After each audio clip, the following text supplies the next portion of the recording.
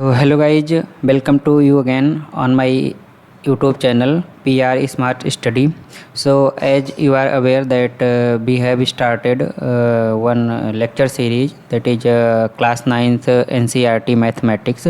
So in the last lecture we have covered the chapter 1 of that class 9th mathematics. In that chapter we have discussed in detail about the number systems. And हमने questions को भी वहाँ पे सारे के सारे exercise को solve भी किया था. And I have also given some questions for the practice.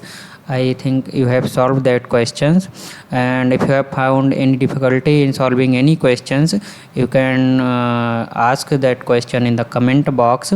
So we will solve and give that answer, give that solution to you. So again we will now in this lecture series now we will study about the chapter 2 of that class 9th mathematics book. So in chapter 2 we will discuss we will study about the polynomials, and in the polynomials we will study the following concept.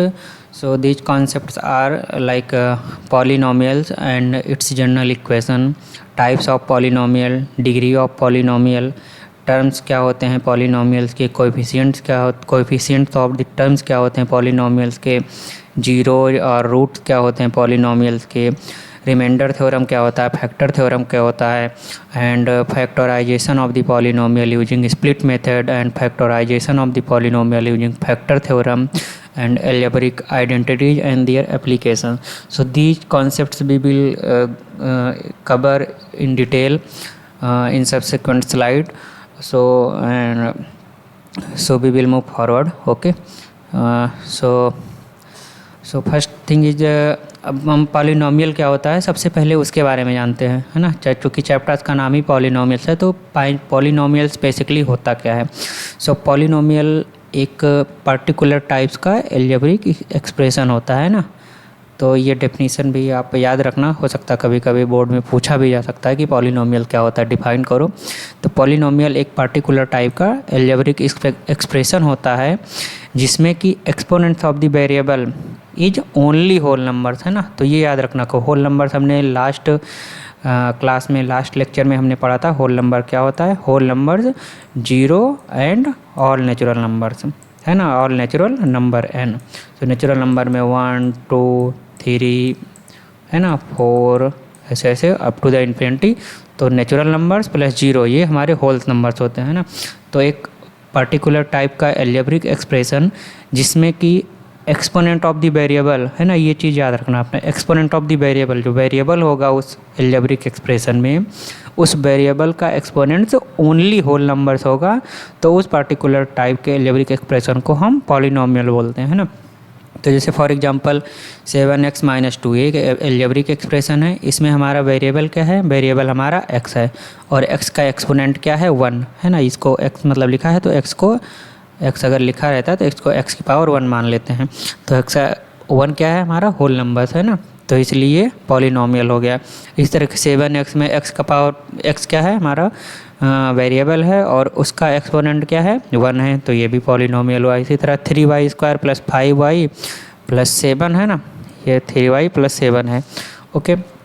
तो ये 3y इसमें भी हमारा जो variable है, variable हमारा y है, और y का जो एक्सपोनेंट है वो 2 है, 1 है ना. तो इसलिए ये हमारा क्या हुआ, ये भी एक पॉलिनोमियल हुआ, है ना. तो एल्जेब्रिक, अब जैसे ये एक एल्जेब्रिक एक्सप्रेशन एग्जांपल के तौर पे मानो कि x + 1/x है. ये हमारा पॉलिनोमियल नहीं है. क्यों नहीं है, क्योंकि x इस एल्जेब्रिक एक्सप्रेशन को हम ऐसे लिख सकते हैं ना, ऐसे x + x की पावर 1/x को x की -1 x की power x to the power -1 लिख सकते हैं. तो -1 क्या है, -1 हमारा इंटीजर है ना. ये हमारा होल नंबर्स नहीं है ना. इसीलिए ये हमारा पॉलिनोमियल नहीं है ना. ये हमारा पॉलिनोमियल नहीं है. ओके.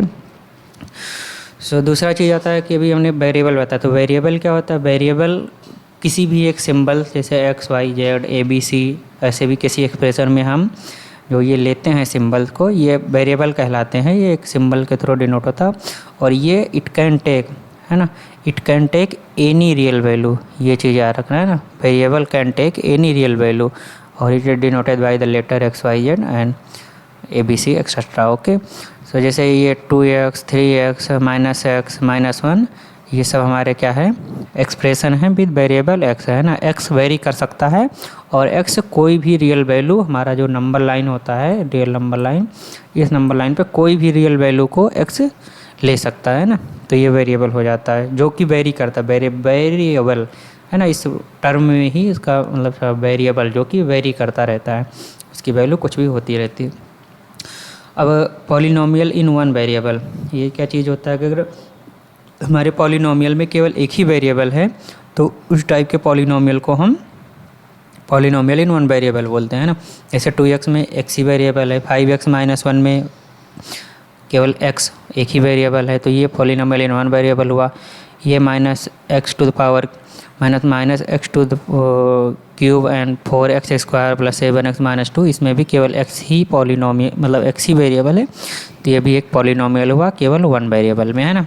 अगर यहाँ पे जैसे लिखा होता -x³ + 4y² + 7z, तो ये 3 वेरिएबल में या 2 वेरिएबल में ऐसे होता है ना। तो ये केवल एक ही वेरिएबल अगर है तो होता है पॉलिनोमियल, तो वो पॉलिनोमियल इन वन वेरिएबल होगा। अब हमारा किसी भी पॉलिनोमियल के टर्म्स क्या होते हैं ना, तो every individual expression of a polynomial is called the terms of the polynomial, है ना।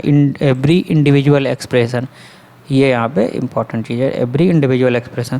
तो जैसे एग्जांपल के लिए हम मानते हैं कि ये हमारा एक पॉलिनोमियल है -x³ + 4x² + 7x - 2, तो इसमें हमारे टोटल 4 टर्म है ना।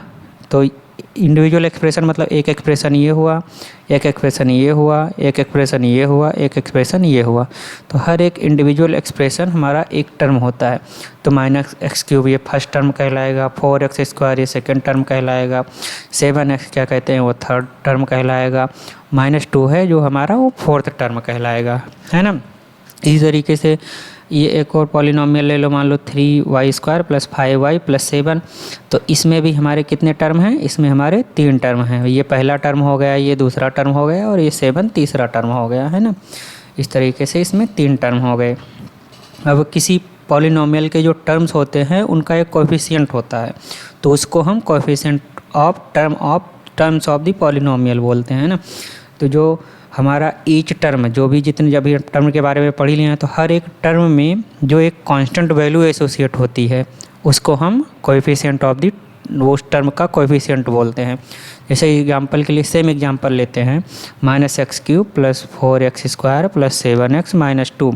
अब इसमें जो पहला हमारा टर्म है वो क्या है, -x³ है। अब इसके साथ एसोसिएटेड जो हमारा कांस्टेंट है वो -1 है ना। तो -1 क्या हो गया, कोएफिशिएंट ऑफ दैट टर्म हो गया। फिर ये 4x² है, तो ये x² क्या हुआ, हमारा 4x² एक टर्म हो गया। इस 4x² में हमारा जो ये मतलब एक कांस्टेंट वैल्यू जो एसोसिएटेड होती है इस टर्म से, कांस्टेंट वैल्यू 4 ही है ना। x तो वेरिएबल है बट यहाँ पे जो कांस्टेंट है वो 4 है, तो जो 4 हो गया वो कोएफिशिएंट हो गया। इसी तरह 7x में x तो कांस्टेंट है, हमारा 7 कांस्टेंट है, मतलब x तो वेरिएबल है और 7 हमारा कांस्टेंट है, तो यहाँ पे 7x वाले टर्म में हमारा 7 कोएफिशिएंट हो गया। और ये -2 वाले में क्या है, -2 में मतलब x⁻0 वाला टर्म होता है ये, तो यहाँ पे जो हमारा जो कांस्टेंट होता है वो -2 ही है, तो यहाँ पे इस टर्म का जो कोएफिशिएंट होगा वो -2 होगा, है ना। क्योंकि ये -2 का मतलब x⁻0 की वैल्यू क्या होता है, x⁻0 मतलब 1, तो इसको कोई यहाँ पे ऐसे लिख सकते हो -2 x⁻0, है ना। तो x⁻0 वाला क्या कहते हैं, ये टर्म में -2 कोएफिशिएंट ऑफ दैट टर्म है। ओके, सो आगे हम चलते हैं। आगे हमारा 2 चीज़ आता है कि एक कांस्टेंट पॉलिनोमियल होता है और एक जीरो पॉलिनोमियल। कांस्टेंट पॉलिनोमियल जैसे 2, -5 और 7 ये सब एग्जांपल्स होते हैं कांस्टेंट पॉलिनोमियल के। कांस्टेंट पॉलिनोमियल कैसे हुआ, क्योंकि ये इस पॉलिनोमियल की वैल्यू कांस्टेंट ही रहेगी, इसमें कोई वेरिएबल ही नहीं रहता है ना, तो इसलिए इसको कांस्टेंट बोलते हैं। जैसे 2 है तो 2 ही रहेगा, चाहे जो वेरिएबल जो भी वैल्यू पुट करो कोई मतलब नहीं होता है। -5 है तो वो भी एक कांस्टेंट पॉलिनोमियल हुआ। 7 है, जैसे 2 को क्या लिख सकते हो, 2 को x⁻0 लिख सकते हो। फिर 5 को -5 को क्या लिख सकते हो, -5 को x⁻0 लिख सकते हो। तो इसी तरीके से ये भी एक कांस्टेंट पॉलिनोमियल हुआ जिसमें कि हमारा ये जो टर्म होता है वो कांस्टेंट ही होता है, इसमें वो चेंज नहीं होता है ना। तो ये कांस्टेंट फिर 0 एक पॉलिनोमियल होता है, मतलब 0 जैसे एक नंबर हुआ, जैसे ये 2 -5 -5 ये कांस्टेंट पॉलिनोमियल, तो 0 भी एक पॉलिनोमियल ही होता है, उसको हम 0 पॉलिनोमियल बोलते हैं ना। तो 0 जो कांस्टेंट पॉलिनोमियल अगर 0 जो होता है उसको हम 0 पॉलिनोमियल बोलते हैं ना। कांस्टेंट पॉलिनोमियल बहुत सारे हो सकते हैं, 2 -5 -7 3 5 8 9 ये सब सारे कांस्टेंट पॉलिनोमियल, बट 0 जो होगा एक कांस्टेंट पॉलिनोमियल उसको हम 0 पॉलिनोमियल बोलेंगे, क्योंकि उसकी वैल्यू 0 ही रहेगी, है ना। इस पॉलिनोमियल की वैल्यू 0 है तो इसलिए इसको 0 पॉलिनोमियल बोलते हैं ना। तो ये चीज़ हो गया। फिर रिप्रेजेंटेशन ऑफ पॉलिनोमियल, पॉलिनोमियल्स को रिप्रेजेंट कैसे करते हैं। तो if the variable in a polynomial is x, we may denote the polynomial by p x और क्यू एक्स, है ना। अगर वह पॉलिनोमियल्स में जो वेरिएबल होता है, अगर वन वेरिएबल में है तो मान लो वो एक्स के थ्रू या वाई के थ्रू कोई ना कोई एक वेरिएबल होगा, एक्स वाई समथिंग होगा ना। तो अगर एक्स वेरिएबल है तो उसको हम पी एक्स के थ्रू डिनोट कर सकते हैं, वाई वेरिएबल है तो पी वाई के थ्रू भी डिनोट कर सकते हैं, जेड वेरिएबल है तो पी जेड या क्यू जेड के थ्रू डिनोट कर सकते हैं ना। तो एग्जाम्पल के थ्रू जैसे ये वेरिएबल है, मतलब इसमें एक्स वेरिएबल है तो इसको हम पी एक्स के थ्रू रिप्रेजेंट कर दिए, इसमें भी एक्स वेरिएबल है तो इसको क्यू एक्स ले लिए, है ना। पी एक्स क्यू एक्स कोई भी ले सकते हैं। तो इसको इस पॉलिनोमियल को इस तरीके से हम रिप्रेजेंट करते हैं। उसके बाद अब पॉलिनोमियल्स कितने टाइप्स के होते हैं वो पढ़ते हैं। तो अगर नंबर ऑफ टर्म्स के बेसिस में अगर देखा जाए तो हमारे पॉलिनोमियल्स जैसे मतलब होते तो और भी हैं, बट यहाँ पे जनरली 3 हमने लिया है, जैसे मोनोमियल्स, बाइनोमियल्स एंड ट्राइनोमियल्स, है ना। तो अगर एक ही टर्म है पॉलिनोमियल्स में तो वो मोनोमियल्स हुआ। ये नंबर ऑफ टर्म्स के बेसिस में डिवीजन है, मतलब टाइप्स हैं, तो ये चीज़ ध्यान रखना है, नंबर ऑफ टर्म्स के बेसिस। तो अगर एक टर्म है तो हमारा वो मोनोमियल्स हो, मोनो मतलब एक होता है, तो मोनोमियल्स मतलब एक टर्म। तो जैसे 2x में एक टर्म हो गया, ये कांस्टेंट पॉलिनोमियल 2 है जो इसमें भी एक टर्म है, 5x³ में एक टर्म है, तो हमारा मोनोमियल्स हुआ। बाइनोमियल्स में क्या होगा, 2 टर्म्स होंगे, बाई मतलब क्या होता है, 2 होता है, इसलिए बाइनोमियल्स में 2 टर्म होंगे बाइनोमियल्स में। जैसे एग्जांपल के लिए x+1 ले लो, तो एक टर्म x हो गया, एक टर्म 1 हो गया, तो इसमें 2 टर्म है, तो ये बाइनोमियल्स हो गया। x² - x अगर लेते हैं तो इसमें भी 2 टर्म है ना, तो ये भी हमारा बाइनोमियल्स हो गया। अब इसी तरीके से ट्राइनोमियल्स होता है। ट्राइनोमियल्स में हमारे 3 टर्म्स आते हैं ना, जैसे मोनोमियल्स में 1 आया, बाइनोमियल्स में 2 आया, उसे ट्राइनोमियल्स में 3 आया। ट्राई मीन्स 3 होता है, तो ट्राइनोमियल्स में 3 टर्म होंगे। तो एग्जांपल के लिए जैसे देखते हैं x + x² - 2, तो इसमें 3 टर्म है, पहला टर्म x हो गया, दूसरा टर्म x², तीसरा टर्म -2, है ना। तो ट्राइनोमियल्स में 3 टर्म हो गए। अब हमारा डिग्री क्या होता है किसी भी पॉलिनोमियल्स का वो जानते हैं। तो डिग्री जो होता है वो highest power of the variable, है ना। पॉलिनोमियल में जो वेरिएबल होगा उसका हाईएस्ट पावर जो होगा वो उस पॉलिनोमियल की डिग्री कहलाती है ना।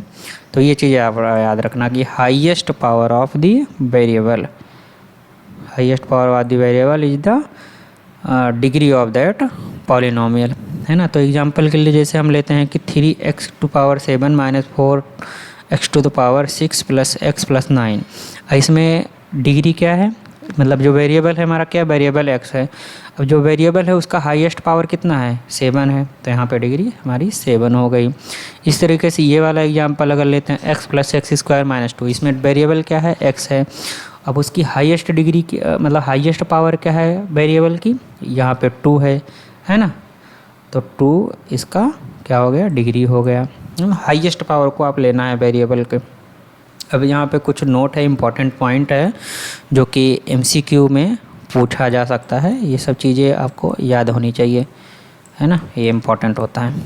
तो जैसे degree of a non zero constant polynomial is 0, कोई भी जैसे कांस्टेंट पॉलिनोमियल लिए उसका डिग्री क्या होता है, उसमें वेरिएबल तो होता नहीं है। वेरिएबल नहीं होता है तो वेरिएबल को कैसे x⁴ मान लिया, x⁴ किसी भी चीज़ की पावर 0 का वैल्यू 1 होता है, तो x⁴ मान लिया। तो यहाँ पे जैसे हर एक में देखोगे कि हर एक constant polynomial non zero constant polynomial है ना, 0 नहीं होता, 0 हो जाएगा तो 0 पॉलिनोमियल हो जाएगा। 0 कांस्टेंट पॉलिनोमियल को 0 पॉलिनोमियल बोलते हैं, non zero constant polynomial constant polynomial हुआ। तो उसकी जो डिग्री होती है उसमें उसकी डिग्री उसमें वेरिएबल मान लो एक्स ही मान लो, तो उसकी पावर क्या है, जीरो है ना, तो उसकी डिग्री हमेशा जीरो होगी।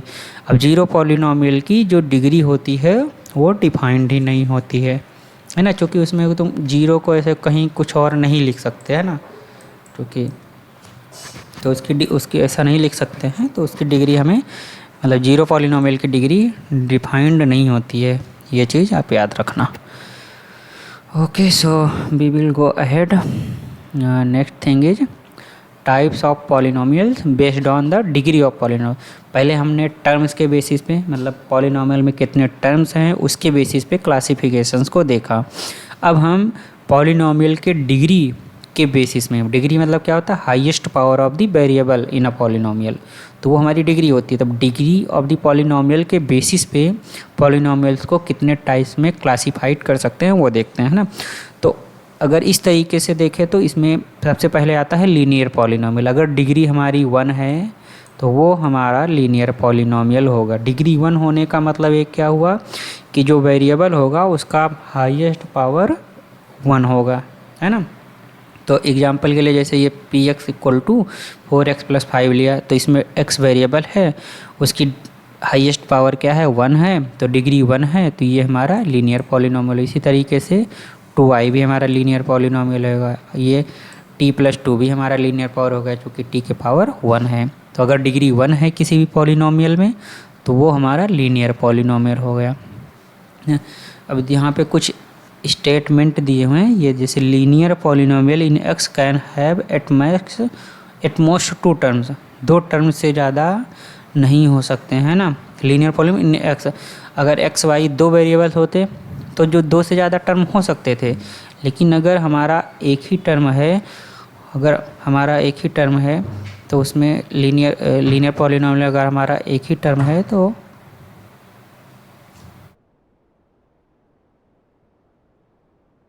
ओके, सो हाँ, तो हम लोग यहाँ पे थे कि linear polynomial in x can have at most 2 terms.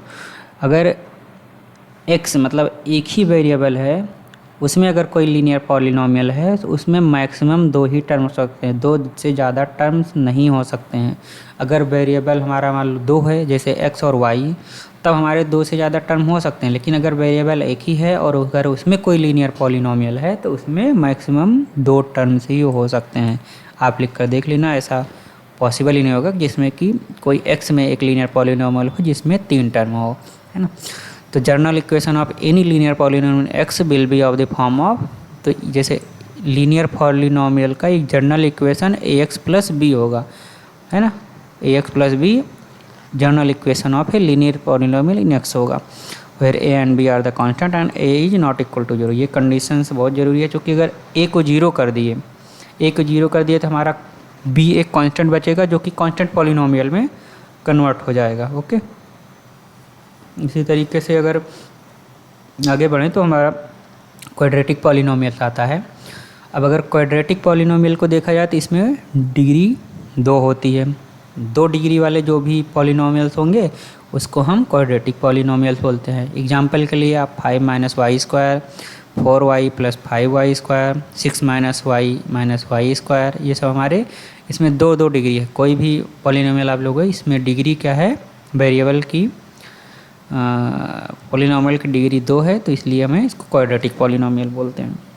अब यहाँ पे भी उसी तरीके का एक स्टेटमेंट है कि अगर एक वेरिएबल में हमारा कोई भी क्वाड्रेटिक पॉलिनोमियल है, ध्यान देना है ना कि एक वेरिएबल में अगर कोई भी क्वाड्रेटिक पॉलिनोमियल्स है तो उसमें 3 से ज़्यादा टर्म्स नहीं हो सकते हैं। अगर वेरिएबल 1 से ज़्यादा हैं तो 3 से ज़्यादा भी टर्म हो सकते हैं, है ना। तो ये चीज़ हमेशा याद रखना कि एक वेरिएबल में अगर एक लीनियर पॉलिनोमियल है तो उसमें मैक्सिमम 2 टर्म हो सकते हैं। एक वेरिएबल में अगर कोई क्वाड्रेटिक पॉलिनोमियल्स है तो उसमें मैक्सिमम 3 टर्म हो सकते हैं। और किसी भी क्वाड्रेटिक पॉलिनोमियल्स का जो जनरल इक्वेशन होता है वो हमारा इस फॉर्म का होता है, ax² + bx + c, है ना।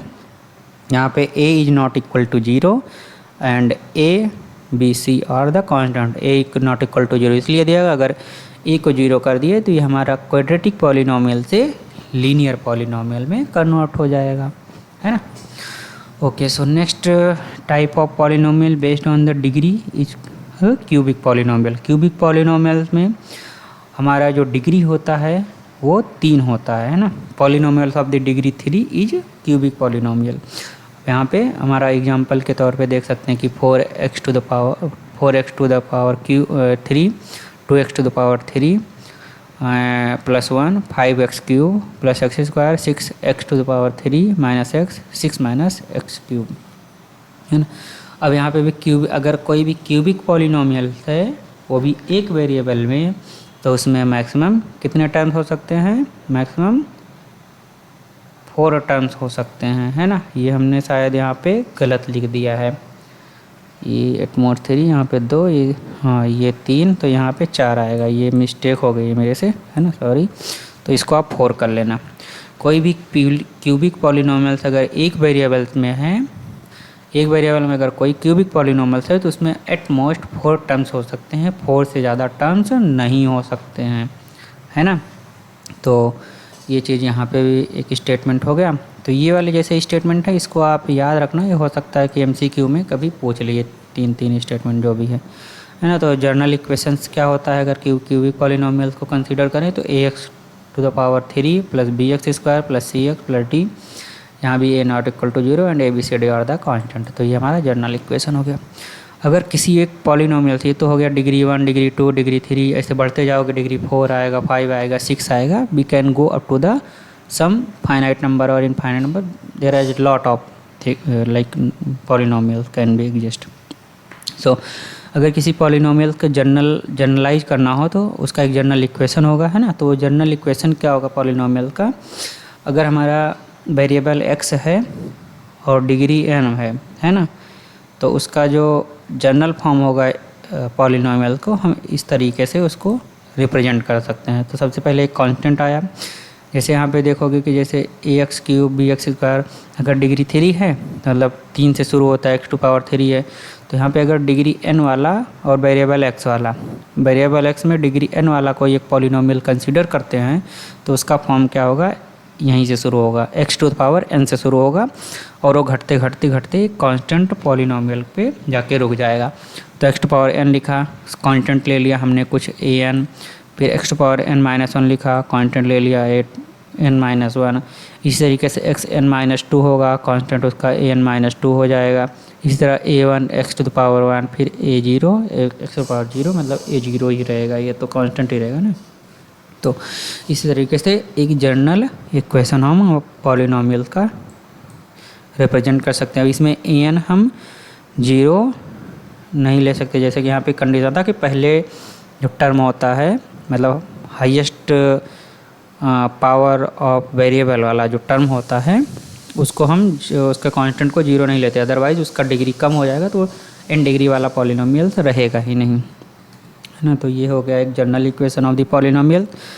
और अगर in particular if a0 equal to a1 equal to a2 equal to a3 up to n equal to 0, all मतलब कांस्टेंट, अगर सारे के सारे कांस्टेंट को 0 कर दिए तो we get the 0 polynomial which is denoted by 0, है ना। यहाँ पे अगर जैसे सारे के सारे जो भी हमारे कांस्टेंट हैं पॉलिनोमियल के सारे कांस्टेंट को 0 ले लिया तो सारे यहाँ पे 0 बचेगा, तो 0 मतलब क्या हुआ? एक 0 पॉलिनोमियल्स, है ना। तो वही चीज़ यहाँ पे वो कहना चाह रहा है। ओके, सो आगे बढ़ते हैं। आगे क्या है? आगे हमारी एक्सरसाइज आती है। तो इस एक्सरसाइज में हमारे टोटल 5 क्वेश्चन है ना, तो इसको मैंने सॉल्व करके आगे यहाँ पे उसका सॉल्यूशन डिस्प्ले किया हुआ है, हम उसको डिस्कस कर लेते हैं, है ना। तो पहला क्वेश्चन है कि which of the following expression are the polynomial in one variable and which are not state reason for your answer, है ना। तो कौन सा पॉलिनोमियल एक वेरिएबल में है और कौन सा नहीं है वो चीज़ हमें यहाँ पे बताना है। जैसे ये 4x, तो पहला आ जाता है 4x square minus 3x plus 7, तो इसमें एक ही वेरिएबल है ना, तो ये हमारा एक it is a polynomial in one variable, है ना। It has only one variable which is x, मतलब एक ही वेरिएबल है, x के अलावा कोई नहीं, तो ये एक वेरिएबल में पॉलिनोमियल हो गया। अब वो वाई स्क्वायर प्लस √2, है ना। ये भी हमारा यहाँ पे कितने वेरिएबल है? एक ही वेरिएबल है जो कि y है, तो ये भी एक पॉलिनोमियल इन वन वेरिएबल हुआ। अब यहाँ पे हमारा जो ये 3 under root T plus root 2, तो टी एक वेरिएबल है, बट यहाँ पे एक चीज़ ध्यान देने वाली है कि ये आ गया ना, तो यहाँ पे टी की पावर क्या, टी अंडर रूट 2 को टी के पावर हाफ लिख देते हैं, है ना। हाफ क्या होता है, मतलब 1/2 क्या है, 1/2 एक होल नंबर नहीं है। तो अभी हमने पॉलिनोमियल का डेफिनेशन क्या पढ़ा था, पॉलिनोमियल में हमेशा जो वेरिएबल का एक्सपोनेंट होगा वो केवल होल नंबर्स होगा, तभी वो पॉलिनोमियल्स होगा। अगर जो वेरिएबल का एक्सपोनेंट होता है अगर वो होल नंबर नहीं है तो पॉलिनोमियल्स ही नहीं है ना। तो वो चीज़ यहाँ पे आती है। तो यहाँ पे जो हमारा ये वाला थर्ड वाला जो ये एक पॉलिनोमियल्स ही नहीं है, थर्ड वाला जो एल्जेब्रिक एक्सप्रेशन या एक्सप्रेशन दिया हुआ है वो हमारा पॉलिनोमियल्स ही नहीं है, क्योंकि जो टी का जो एक्सपोनेंट है वो होल नंबर ही नहीं है। इस तरीके से इसमें भी देखा जाए तो ये भी हमारा क्या हो गया, इसको 2/y को क्या लिख सकते हैं, 2 × y⁻⁻1 लिख सकते हैं। तो सेकंड टर्म में जो हमारा वेरिएबल है उसका एक्सपोनेंट क्या है, वो होल नंबर नहीं है, -1 होल नंबर नहीं है, +1 है, -1 नहीं है, तो ये भी एक पॉलिनोमियल नहीं हुआ। ये पॉलिनोमियल तो नहीं हुआ, ये पॉलिनोमियल तो नहीं हुआ। इसी तरीके से ये भी देखा जाए तो x⁻10 y⁻3 t⁻50, इसमें 3 वेरिएबल हैं x y t, तो ये एक वेरिएबल में पॉलिनोमियल नहीं है, 3 वेरिएबल में पॉलिनोमियल है ना। तो ये हो गया, तो ये हमारा पहला क्वेश्चन हो गया। दूसरे क्वेश्चन में ये पूछ रहा है कि right the coefficient of the x² in each of the following. x² का कोएफिशिएंट लिखना है ना। तो इसमें सिंपल सी बात है, x² के आगे हम 1 मान सकते हैं, तो 1 × x² है, तो x² का कोएफिशिएंट 1 हो गया। इसमें x² के आगे क्या है, मतलब ऐसा मान सकते हैं कि प्लस और -1 से हमने मल्टीप्लाई किया x² को, है ना। यहाँ पे मतलब प्लस लिख करके तो -1 को ऐसे x² से मल्टीप्लाई किया है, तो ऐसा मान सकते हो। तो x² का कोएफिशिएंट -1 हो गया। इसी तरीके से यहाँ पे x² का कोएफिशिएंट ये हो जाएगा, है ना, π/2। अब यहाँ पे याद रखना हमेशा कि x² के आगे जो माइनस साइन होता है वो भी कोएफिशिएंट में इंक्लूड करते हैं ना। कभी आपको मतलब ऐसा ना लगे कि -1 लेते हैं कि नहीं लेते, बट -1 हमेशा लेते हैं, है ना। चूँकि उस तरीके से लिखोगे तो हमेशा, जैसे हम जनरल इक्वेशन किसी भी चीज़ का मानते हैं तो क्या मानते हैं, हमेशा ax² + bx + c, तो ऐसे ही मानते हैं ना। तो हमेशा वो हम अपना जो जनरल इक्वेशन रहता है उसमें प्लस ही लेते हैं, माइनस तो इसलिए आ जाता है जैसे b की जगह पे हमारा जान लो b की जगह -2 आ गया, है ना, तो प्लस माइनस मल्टीप्लाई करें माइनस आ जाता है, तो इसलिए वो माइनस आ जाता है ना। तो माइनस को हमेशा टर्म के साथ मतलब कोएफिशिएंट के साथ ही लेते हैं। उसी तरीके से यहाँ पे देखा जाए तो x² का जो कोएफिशिएंट होगा वो क्या होगा, यहाँ पे तो x² का कब कहोगे कि x² का यहाँ पे तो कोई x² का टर्म ही नहीं है, तो x² का टर्म मान सकते हो ना। x² का जो टर्म है उसको मान के उसके आगे अगर कोएफिशिएंट हम 0 लगा दिए तो वो तो 0 × x² मतलब क्या 0 ही हुआ ना। तो ये चीज़, तो यहाँ पे x² का कोएफिशिएंट 0 आ जाएगा, है ना। इसको ऐसे क्वेश्चन में इस तरीके से हम लिख सकते हैं। कहीं पे अगर यहाँ पे इसी में पूछ लेता कि x³ का कोएफिशिएंट क्या है तो वो भी 0 ही होता है ना। तो ये हो गया। उसके बाद हमारा क्वेश्चन नंबर 3 आता है। क्वेश्चन नंबर 3 में पूछ रहा है give 1 example each of A binomial of degree 35 end of a monomial of degree 100। तो एक मोनोमियल पॉलिनोमियल लिखना है जिसका डिग्री 100 हो, और एक बायनोमियल लिखना है जिसकी डिग्री 35 हो। तो बायनोमियल मीन्स जिसमें दो टर्म होते हैं ना। मोनोमियल मीन्स जिसमें एक टर्म्स होता है ना। तो ये बायनोमियल्स में 2 टर्म्स आएगा, तो x⁻35 + 1 लिख दिए। मोनोमियल्स में क्या होगा, डिग्री 100 का एक ही टर्म्स होगा, है ना, +1 या ऐसा कुछ कांस्टेंट्स प्लस करके, सब कांस्टेंट नहीं लिख सकते हैं, तो एक ही टर्म्स आएगा। तो 5 × समथिंग, मतलब यहाँ पे आप कोई भी ले सकते हो, बस आप ये याद रखना कि जो वेरिएबल का जो एक्सपोनेंट होगा वो यहाँ पे 100 होगा, यहाँ 35, और यहाँ पे 2 टर्म होना चाहिए और यहाँ पे 1 टर्म होना चाहिए। आप कुछ भी लिख सकते हो अपने हिसाब से, है ना। यहाँ पे मैं 5y⁻100 लिख सकता था, 5y या 6t⁻100 लिख सकता था, है ना, ऐसे कोई भी लिख सकता था। क्वेश्चन नंबर 4 आता है। फिर क्वेश्चन नंबर 4 में हमें degree of each of the following polynomial, सारे पॉलिनोमियल्स की हमें डिग्री लिखना है। तो डिग्री हमने पढ़ा था, डिग्री क्या होता है, highest power of the variable, highest power of the variable जो होता है वो हमारा डिग्री होता है। तो इसमें वेरिएबल x है, उसका हाईएस्ट पावर क्या है, एक्स क्यूब है, तो उसका डिग्री हमारा मतलब 3 हो गया। हाईएस्ट पावर वेरिएबल क्या है, x है, उसका हाईएस्ट पावर 3 है, तो डिग्री 3 हो गया। यहाँ पे y वेरिएबल है, उसका हाईएस्ट पावर क्या है, 2 है, तो डिग्री 2 हो गया। यहाँ पे t एक वेरिएबल है, उसका हाईएस्ट पावर क्या है, 1 है, तो डिग्री 1 हो गया। इस तरीके से यहाँ पे जो हमारा वेरिएबल क्या है, कुछ नहीं है, अभी ये कांस्टेंट पॉलिनोमियल कांस्टेंट, और हमने पढ़ा है यहाँ पे टर्म का कि कांस्टेंट पॉलिनोमियल की डिग्री हमेशा 0 होती है, जो कि ऐसे लिख सकते हो ना, 3 को 3x पावर 0, तो मतलब 3 को 3x पावर 0 लिख सकते हो। तो यहाँ पे जो डिग्री आएगी वेरिएबल की वो 0 ही होगी, मतलब वेरिएबल का जो हाईएस्ट पावर होगा वो 0 ही है, तो डिग्री हमारी क्या हो जाएगी, 0 हो जाएगी। अब ये हमारे कुछ पॉलिनोमियल्स दिए हुए हैं, तो ये बताना है कि इसमें से कौन सा लीनियर है और कौन सा क्यूबिक है, मतलब कौन सा लीनियर है, कौन सा क्वाड्रेटिक है और कौन सा क्यूबिक है, ये हमें क्लासीफाइड करना है।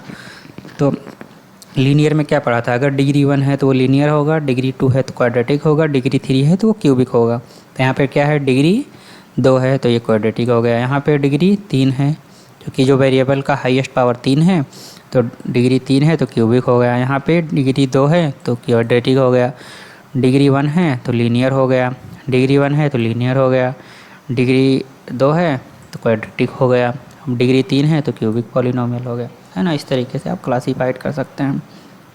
ओके, तो हमारा जो दूसरा कॉन्सेप्ट आता है किसी भी पॉलिनोमियल का जीरोज निकालना या रूट निकालना, है ना। तो जीरोज और रूट्स किसी पॉलिनोमियल का कैसे निकालते हैं वो देखते हैं। तो a zero of a polynomial P x, अगर कोई पॉलिनोमियल पी एक्स है तो उसका zero is a number c, उसका जीरो क्या होगा, एक कोई नंबर होगा, है ना। किसी पॉलिनोमियल अगर पी एक्स है तो उसका जो जीरो होगा एक नंबर सी ऐसा होगा जो कि इस तरीके से सेटिस्फाई करे कि उस पॉलिनोमियल में जब उस नंबर को पुट करें तो उसकी वैल्यू 0 आए, such that P C equal to 0, है ना। तो किसी भी पॉलिनोमियल पी एक्स का जीरो एक नंबर सी ऐसा होता है कि पी सी इक्वल टू 0। जैसे एग्जांपल के लिए देखते हैं कि P X equal to X minus 1 हमारा एक पॉलिनोमियल हुआ। अब इसको अगर हम इसमें 1 पुट कर दें, x की वैल्यू अगर 1 पुट कर दें तो 1 माइनस 1 क्या होगा, 0 हो जाएगा, है ना। तो 1 क्या हो गया हमारा 0 या रूट ऑफ दैट पॉलिनोमियल्स हो जाएगा, है ना। तो ये हो गया, यहाँ पे जैसे ये लिखा हुआ है ना, 1 is the zero of the polynomial x minus 1 और a root of the polynomial x minus 1, है ना। तो ठीक है ना। तो यहाँ पे मतलब जीरो और रूट एक ही चीज़ होता है ना, तो आप रूट से ऑफ द पॉलिनोमियल भी बोल सकते हो या जीरो ऑफ द पॉलिनोमियल बोल सकते हो, है ना। और किसी भी पॉलिनोमियल्स के जीरो एक से ज़्यादा भी हो सकते हैं, तो इसलिए वहाँ पे जीरो या रूट्स का कॉन्सेप्ट आ रहा है, मतलब प्लूरल चीज़ को यूज कर रहे हैं। अब ये non zero constant polynomial has no zero, मतलब कोई भी जो कांस्टेंट पॉलिनोमियल होता है उसका हमारा कोई जीरो नहीं होता है, यानी उसका कोई भी रूट्स नहीं होता है ना। याद रखना कि जितने भी कांस्टेंट पॉलिनोमियल्स होते हैं, कांस्टेंट पॉलिनोमियल्स का कोई भी हमारा रूट्स या जीरोज नहीं होते हैं।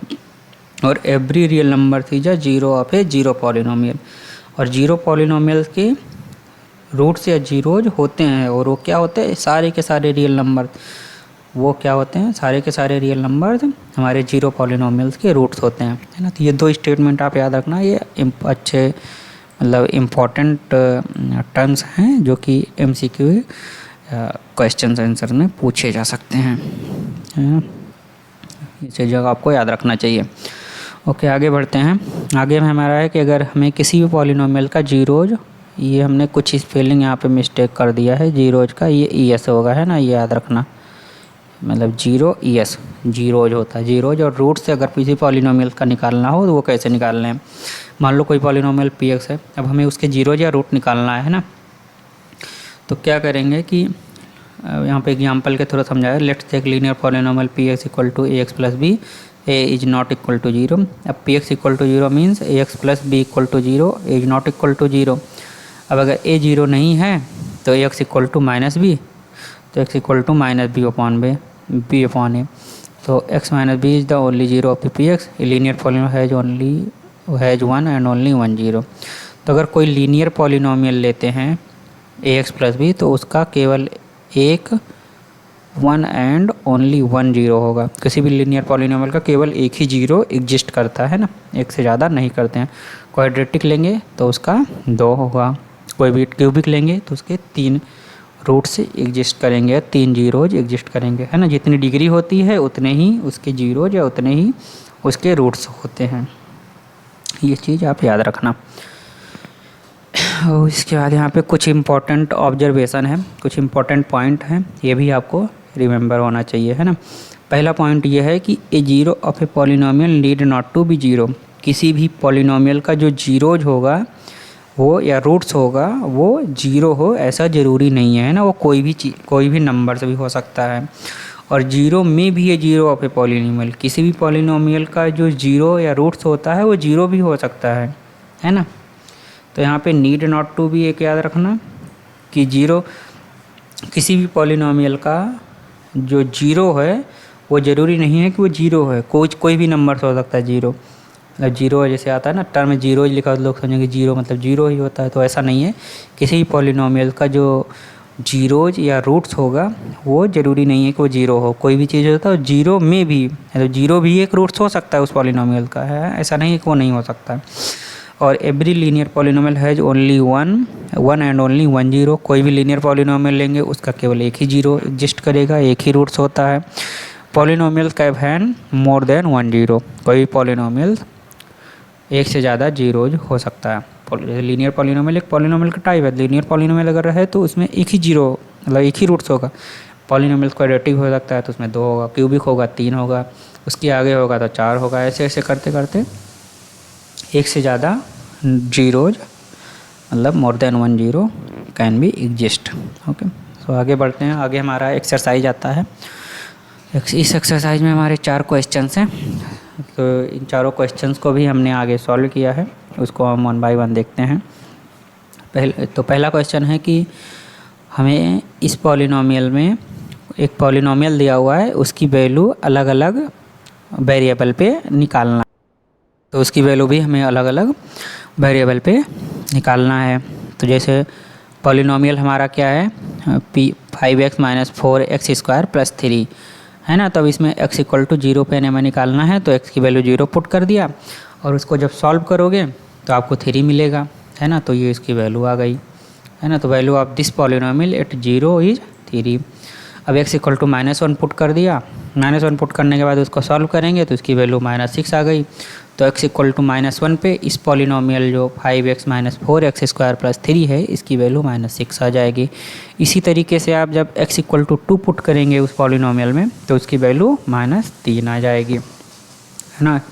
ये हो गया। अब हमारा दूसरा क्वेश्चन है कि आपको P0, P1 एंड P2 को वैल्यू निकालना है नीचे दिए गए कुछ पॉलिनोमियल्स का। Each of the following polynomial, कुछ पॉलिनोमियल्स दिए गए हैं, उसमें आपको x equal to 0, x equal to 1 और x इक्वल टू 2 पे उनकी वैल्यूज निकालनी है ना। तो इस तो सब सिंपल है। तो आप जैसे ये पॉलिनोमियल्स हो गया, अब इसमें y की जगह आप 0 पहले पुट करो तो 1 आ गया, y की जगह 1 पुट किया 1 आ गया, y की जगह 2 पुट किया 3 आ गया।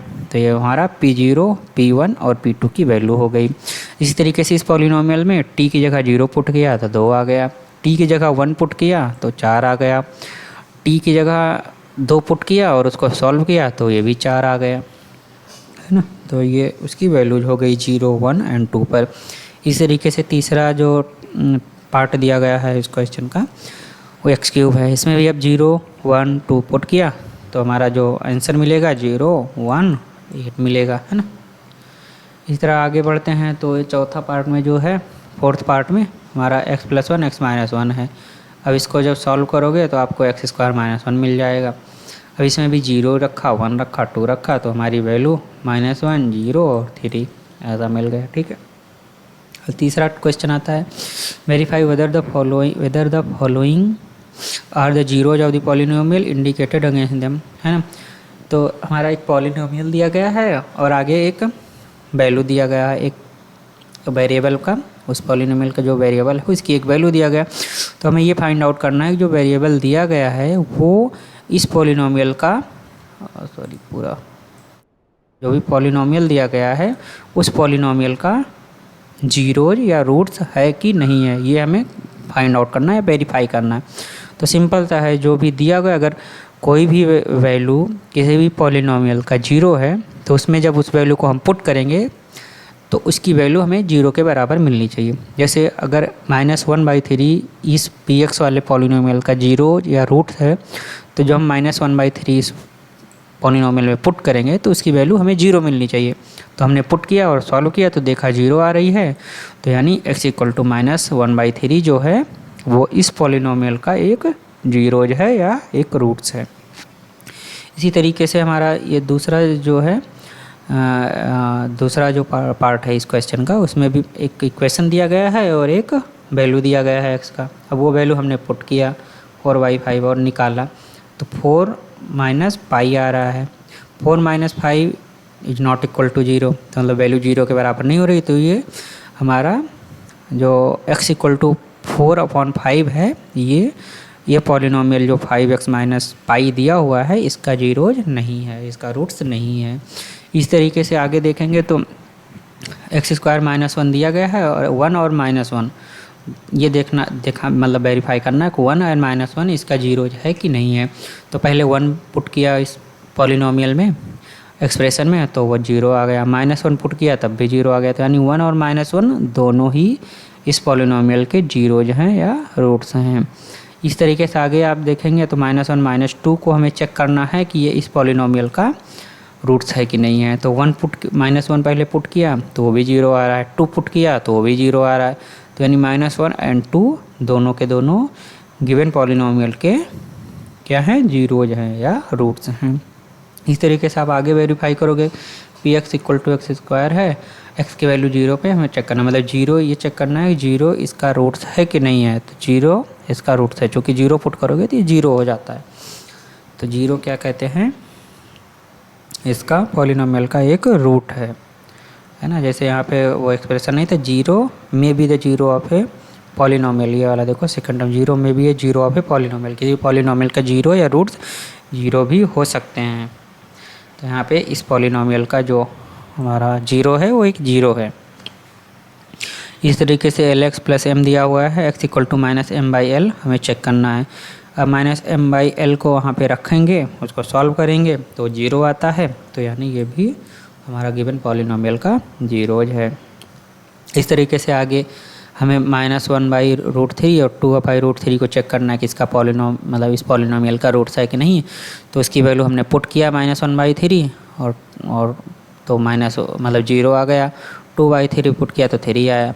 तो -1/√3 हमारा जीरोज या रूट्स है उस पॉलिनोमियल का, बट 2/3 नहीं है ना। तो -1/√3 है, 2/√3 नहीं है। इस तरीके से इसमें चेक करना है। तो 1/2 हमने पुट किया इस पॉलिनोमियल में तो 2 आया, तो ये भी 0 नहीं हो रहा है। तो यानी ये इट इज़ नॉट ए 0 और roots of the given polynomial है ना। आगे बढ़ते हैं तो क्वेश्चन नंबर 4 आता है।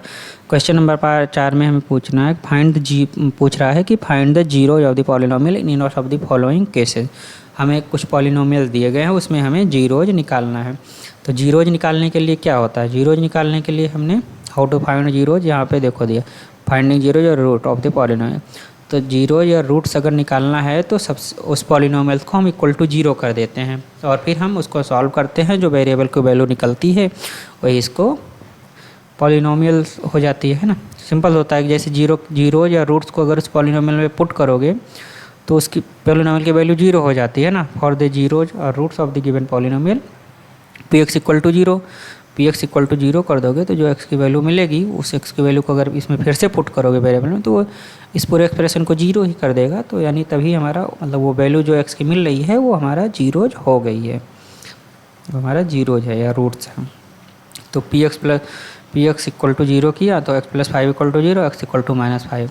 अब x = -5 हमारा क्या हुआ, जीरोज हो गया ऑफ द गिवन पॉलिनोमियल। क्योंकि अब यही -5 को इसमें पुट करेंगे तो -5 + 5 = 0 है ना। तो ये -5 हमारा x+5 जो पॉलिनोमियल्स है उसका एक रूट्स है या एक उसका एक जीरोज है। इस तरीके से x-5 का हमें जीरोज निकालना है, तो इसको इक्वल टू 0 कर दिया जो पॉलिनोमियल्स है और उसको सॉल्व किया तो x की वैल्यू 5 मिल गई, तो x = 5 जो होता है वो हमारा पॉलिनोमियल का जीरोज हो गया, रूट हो गया। इस तरीके से 2x+5 दिया है, पॉलिनोमियल को 0 के इक्विवेलेंट किया, इसको सॉल्व किया तो -5/2 हो गया, तो -5/2 is the zeros of the given polynomial. इसी तरीके से आगे दिया हुआ है 3x-2, इसको भी हमने 0 के इक्वल किया, उसको सॉल्व किया तो x की वैल्यू 2/3 मिली, तो 2/3 क्या होगा हमारा पॉलिनोमियल का जीरोज हो गया। इस तरीके से फोर्थ पार्ट, फिफ्थ पार्ट और सिक्स पार्ट दिया। फिफ्थ पार्ट में हमारा 3x दिया, 3x = 0 करेंगे तो या तो 3 0 होगा या तो x 0 होगा, तो 3 तो कांस्टेंट है वो 0 नहीं हो सकता, इसलिए x = 0 है, तो 0 इज द जीरोज या roots of the given polynomial. इस तरीके से ax है, तो ax में हमें पहले ही दे दिया कि a = not 0, मतलब px = 0 करेंगे तो x = 0, तो a is not equal to 0, तो यानी x = 0 है ना, तो x = 0 is the zeros of the given polynomial. इस तरीके से सेवन्थ पार्ट को देखें तो उसमें cx + d दिया हुआ है। अब यहाँ पे c d रियल नंबर थे और c is not equal to 0 है ना, तो इसको इक्वल टू 0 के px को 0 को इक्विवेलेंट किया, तो इसको सॉल्व करेंगे तो x = -d/c मिला और c is not equal to 0 है, तो x = -d/c is the zeros of the given polynomial. Okay, so आगे बढ़ते हैं। आगे हमारा क्या कहते हैं फैक्टर थ्योरम है ना, फैक्टर थ्योरम के बारे में पढ़ना है। तो फैक्टर थ्योरम क्या होता है, अगर हमारा कोई पॉलिनोमियल px है जिसकी डिग्री 1 से ज़्यादा है, कोई भी एक पॉलिनोमियल है जिसकी डिग्री n से ज़्यादा है, तो और a एक कोई रियल नंबर है, तो दो स्टेटमेंट है, दो कंडीशंस है, वो हमारी ट्रू होती हैं कि x - a is a factor. a क्या है, हमारा कोई भी रियल नंबर है, n से n greater than 1 का हमारा n greater than 1 डिग्री का हमारा कोई पॉलिनोमियल है ना, ये दो चीज़ें हैं। तो अगर x - 1 is a factor of px, तो a की वैल्यू जब x = a, मतलब a की वैल्यू जब पॉलिनोमियल पुट करेंगे तो उसकी वैल्यू 0 आएगी, और अगर वाइस वर्सा, मतलब अगर a की वैल्यू किसी पॉलिनोमियल में पुट करते हैं उसकी वैल्यू 0 आ रही है, तो x - a is the factor of px है ना, ये दोनों स्टेटमेंट होते हैं। अगर x - a अगर फैक्टर है तो p की मतलब px में जब x की वैल्यू a पुट करेंगे तो उसकी वैल्यू 0 हो जाएगी, और अगर p a = 0 है तो x - a is the factor of px, factor of px है ना, उस पॉलिनोमियल का फैक्टर हो जाएगा। तो ये दो चीज़ें हमारी फैक्टर थ्योरम कहलाती हैं है ना, इसको आप याद रखना, हो सकता है डिफ़ाइन करने के लिए भी पूछे एग्ज़ाम में, तो आपको ऐसे डिफ़ाइन करना पड़ेगा कि हमारा ये थ्योरम होती क्या है।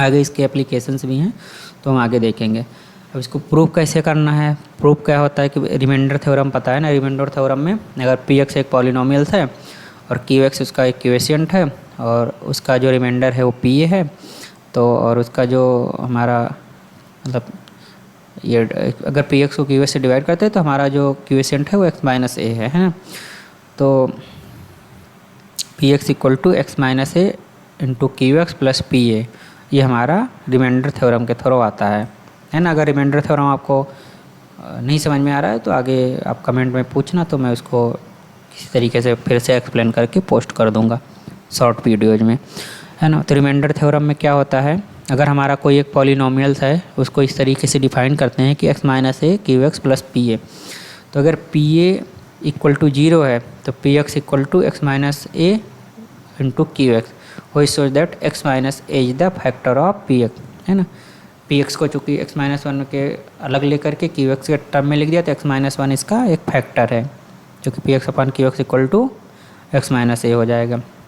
और अगर x - a is the factor of px है ना, अगर px का एक फैक्टर x - a है तो x - a × qx for px = x - 1 x - a × gx for some polynomial gx, in this case pa = a - a gx।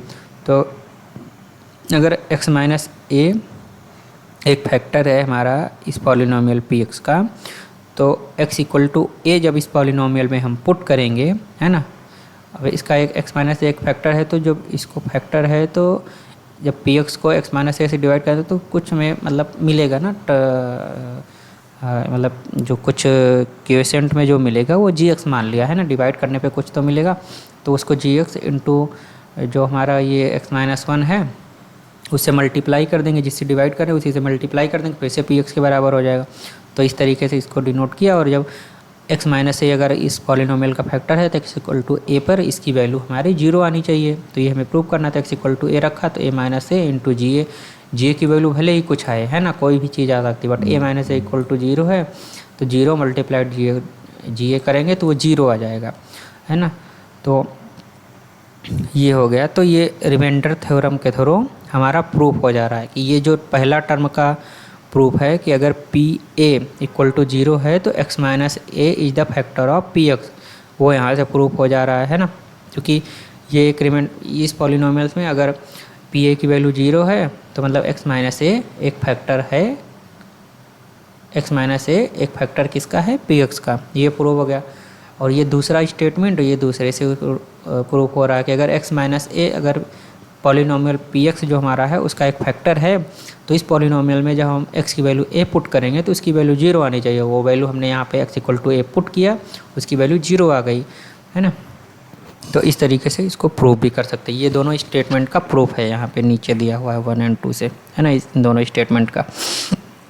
अब हमें factorisation करना हो क्वाड्रेटिक पॉलिनोमियल का जो कि x square b x plus c के टाइप में हो, तो वो कैसे करते हैं वो आगे देखेंगे। उसके लिए हमारा 2 मेथड होता है, एक स्प्लिटिंग मेथड होता है, एक फैक्टर थ्योरम होता है ना। ये दोनों मेथड के थ्रू हम किसी भी क्वाड्रेटिक पॉलिनोमियल जो कि a x square plus b x plus c के टाइप में है उसको हम फैक्टराइज कर सकते हैं।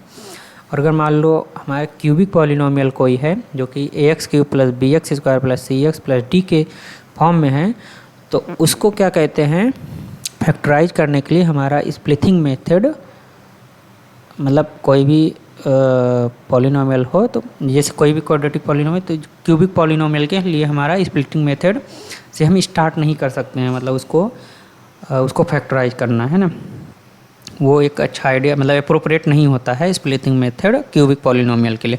तो उसमें क्या करते हैं, क्यूबिक पॉलिनोमियल में जब भी हमें फैक्टराइज करना होता है तो हमें सबसे पहले उसका एक फैक्टर निकालना पड़ता है, तब हम इन दोनों मेथड में से कोई एक मेथड निकाल करके उसको आगे फैक्टराइज करते हैं ना। तो आगे हम इसको देखेंगे कि कैसे क्या करते हैं, दोनों को एग्जाम्पल के थ्रू आगे समझेंगे, है ना, कि क्वाड्रेटिक पॉलिनोमियल का कैसे फैक्टराइज करना है और क्यूबिक पॉलिनोमियल को कैसे फैक्टराइज करना है। और इन दोनों मेथड स्प्लिटिंग मेथड और फैक्टर थ्योरम को यूज करके कैसे फैक्टराइज करते हैं उसको हम आगे समझते हैं। तो हमने एनसीईआरटी बुक से ही एक यहाँ पे एग्जाम्पल को ले लिया है। यहाँ पे हमारा एक पॉलिनोमियल दिया हुआ है 6x square plus 17x plus 5। अब इसको हमें स्प्लिट मेथड से पहले कैसे सॉल्व करते हैं वो देखते हैं। तो जस्ट पीछे ही हम स्प्लिट मेथड में समझ लेते हैं स्प्लिट मेथड में क्या होता है। स्प्लिट मेथड में हमारा जो पॉलिनोमियल क्या होगा, किस फॉर्म में होगा, a x square plus b x plus c के फॉर्म में होगा। अब इसमें हम 2 ऐसे नंबर ढूंढते हैं जिसका सम करने पर बी मिले और मल्टीप्लाई करने पर ए सी के बराबर हो, मतलब ए इंटू सी के बराबर दोनों नंबर, जो 2 नंबर, कोई भी नंबर हम 2 नंबर ढूंढते हैं जिसको कि हम ऐड करें, जिसका सम अप करें तो वो बी के बराबर हो और जिसका मल्टीप्लिकेशन ए और सी के मल्टीप्लिकेशन के बराबर हो। तो ऐसे हमें 2 नंबर्स को फाइंड आउट करना होता है। उसको फिर दोनों नंबर को मैनिपुलेशन करके हम फिर उसको फैक्टराइज करते हैं। तो आगे एग्जांपल में ही देखते हैं। जैसे ये एग्जांपल हो गया 6x square plus 17x plus 5। तो स्प्लिटिंग मेथड में हमारा यहाँ पे b क्या है 17 है और a क्या है 6 है और 5 क्या है c है ना। तो a c को मल्टीप्लाई करेंगे 30 हो गया। तो हमें 2 नंबर्स ढूंढना है जिसको ऐड करें तो 17 हो, मल्टीप्लाई करें तो 30 हो। तो ऐसे 2 नंबर्स यहाँ पे क्या मिल गया हमें। तो यहाँ पे सबसे पहले क्या होता है, हमें 30 का एक फैक्टर निकालना पड़ता है। दूसरा स्टेप हो जाता है जैसे ए सी जो होता है यानी पी क्यू जो होगा, 30 का फैक्टर्स निकालो। 30 के फैक्टर्स क्या हो जाएंगे, हमारा 1 इटसेल्फ हो जाएगा, 30 हो सकता है, 2 हो सकता है, 15 हो सकता है, 3 हो सकता है, 10 हो सकता है, 5 हो सकता है, 6 हो सकता है। अब इसमें से हमें जो फैक्टर्स फैक्टराइज करने के बाद सारे फैक्टर्स मिल गए हैं ना। फैक्टर्स क्या मिला, 1 मिला, 2 मिला, 5 मिला, 6 मिला, 10 मिला, ना 3 भी है ना शायद यहाँ पे, हाँ 3 भी रहेगा यहाँ पे, 3 भी है, 5 है, 6 है, 10 है ना, 15 है और 30 है। अब इसमें से कोई भी 2 पेयर निकालना है जिसका सम हमारा 17 हो और मल्टीप्लाई करने पर 30 हो।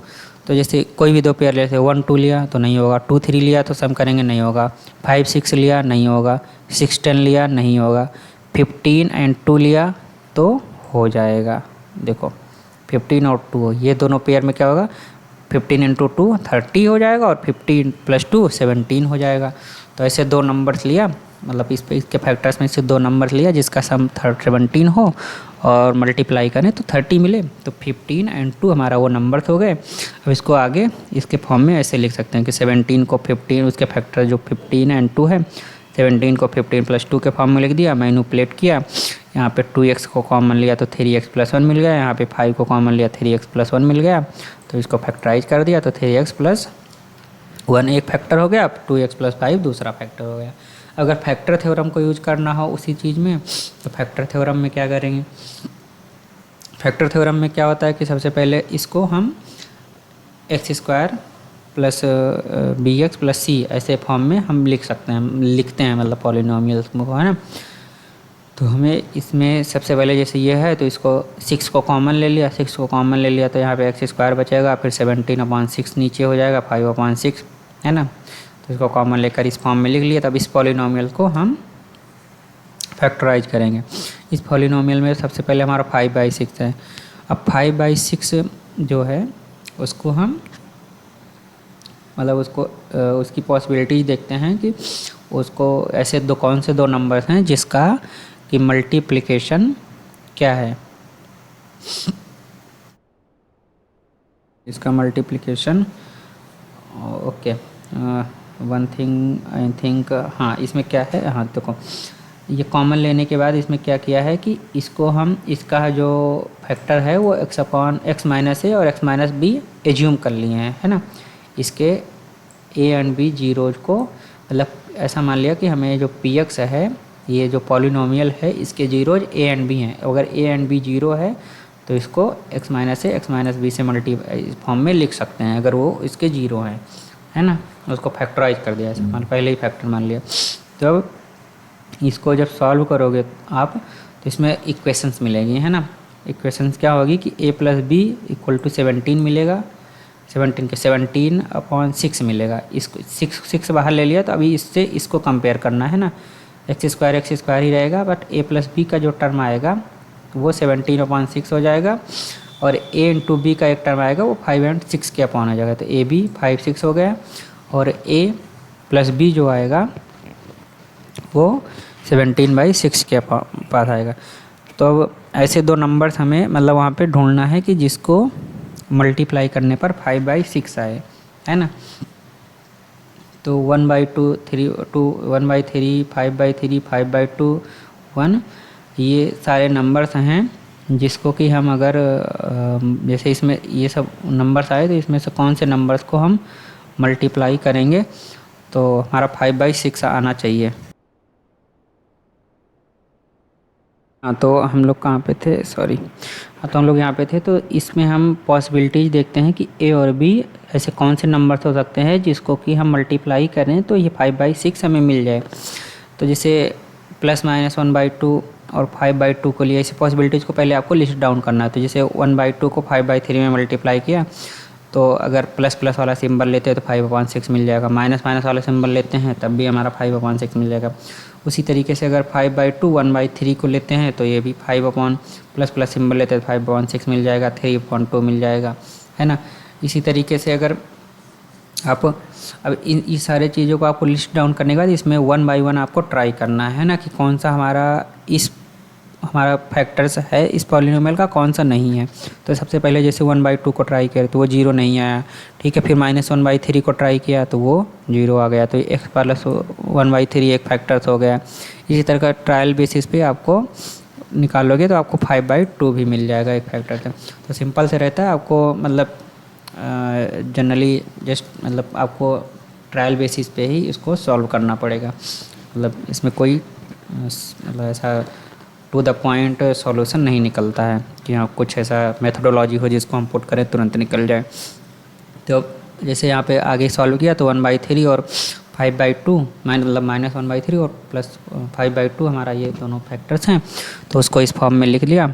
और इसको सॉल्व करेंगे तो 3x + 1 2x + 5 आंसर दोनों के सेम आएंगे, चाहे फैक्टर थ्योरम से सॉल्व करो चाहे इससे सॉल्व करो, है ना। तो ये हो गया हमारा एक।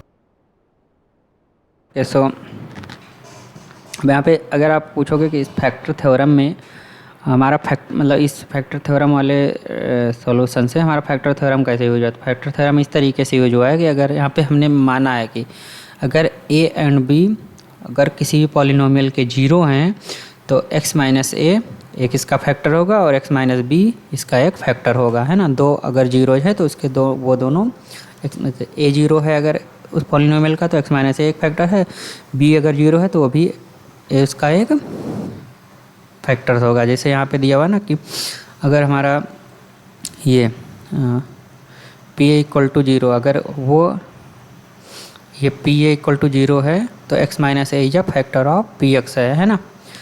तो यहाँ पे इस तरीके से फैक्टर थ्योरम को यूज हुआ कि जो हमने एजम्पशन लिया है, तो जब ये x² + 17/6 + x + 5/6 इसको इस फॉर्म में मतलब लिखने के लिए हमें वो फैक्टर थ्योरम का यूज किया कि फैक्टर थ्योरम से हम इसको x - b को मल्टीप्लाई करके इस फॉर्म में लिख सकते हैं, ये चीज़ इसके बराबर लिख सकते हैं। तो यहाँ पे फैक्टर थ्योरम इस तरीके से यूज हुआ है। ओके, आगे बढ़ते हैं। अगर अभी आपको नहीं समझ में आया तो आगे अभी कुछ क्वेश्चन से सॉल्व करेंगे तो मैं उसमें आपको आगे और अच्छे से समझा दूंगा। तो हमारी एक्सरसाइज है 2.3।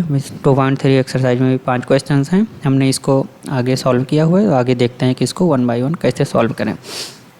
अब इसमें क्वेश्चन नंबर 1 है। क्वेश्चन नंबर 1 में हमें ये बताना है कि x + 1 इस पॉलिनोमियल का फैक्टर है, मतलब जो भी पॉलिनोमियल्स नीचे दिए गए हैं कि इसके फैक्टर्स हैं कि नहीं है। तो अगर कोई भी जैसे x - a अगर फैक्टर है तो मतलब x = a जब उस पॉलिनोमियल में पुट करते हैं तो वो उसकी वैल्यू 0 होनी चाहिए, तभी वो उसका फैक्टर्स होता है ना। तो इस तरीके से हमने फैक्टर थ्योरम में अभी पढ़ा है ना कि यहाँ पे ये देखो फैक्टर थ्योरम में क्या है, अगर x - a is a factor of px then मतलब if x - a is a factor of px तो p में जब पॉलिनोमियल p में जब x की वैल्यू a पुट करेंगे तो उसकी वैल्यू 0 आनी चाहिए सेकंड स्टेटमेंट में, है ना। तो उस वही चीज़ को यहाँ पे यूज करके हम इसको सॉल्व करेंगे। तो x + 1 अगर इसका फैक्टर है तो x = -1 जब हम पुट करेंगे तो इसकी वैल्यू हमें 0 आनी चाहिए। तो हमने ये वैल्यू पुट किया x = -1 तो इसकी वैल्यू 0 आई नहीं, यानी x + 1 इसका फैक्टर हो गया। इसी तरीके से दूसरा जो पार्ट दिया गया उसमें भी हम x = -1 पुट किए, -1 हमने पुट किया तो 2 आया, तो यानी वो 0 के बराबर नहीं आ रहा है, तो ये x + 1 इसका फैक्टर नहीं है। इसी तरीके से इसमें आप पुट करोगे x = -1 तो इसकी वैल्यू 1 आ रही है जो कि 0 के बराबर नहीं है, तो ये भी ये फैक्टर नहीं है। इस तरीके से आप लास्ट पार्ट में देखोगे तो वहाँ भी -1 हमने पुट किया तो इसकी वैल्यू 2 आ रही है जो कि 0 के बराबर नहीं है, इसीलिए ये भी फैक्टर नहीं है गिवन पॉलिनोमियल का, है ना। क्वेश्चन नंबर 2 देखते हैं कि हमें फैक्टर थ्योरम का यूज करके ये डिटरमाइन करना है कि gx is a factor of px in each of the following cases. तो फैक्टर थ्योरम में क्या है कि अगर हमारा gx कोई एक पॉलिनोमियल है जो कि अगर फैक्टर है px का, तो जब हम gx = 0 से जो x की वैल्यू हमें मिलेगी उसकी x की वैल्यू को px में पुट करेंगे तो उसकी वैल्यू 0 आनी चाहिए, है ना।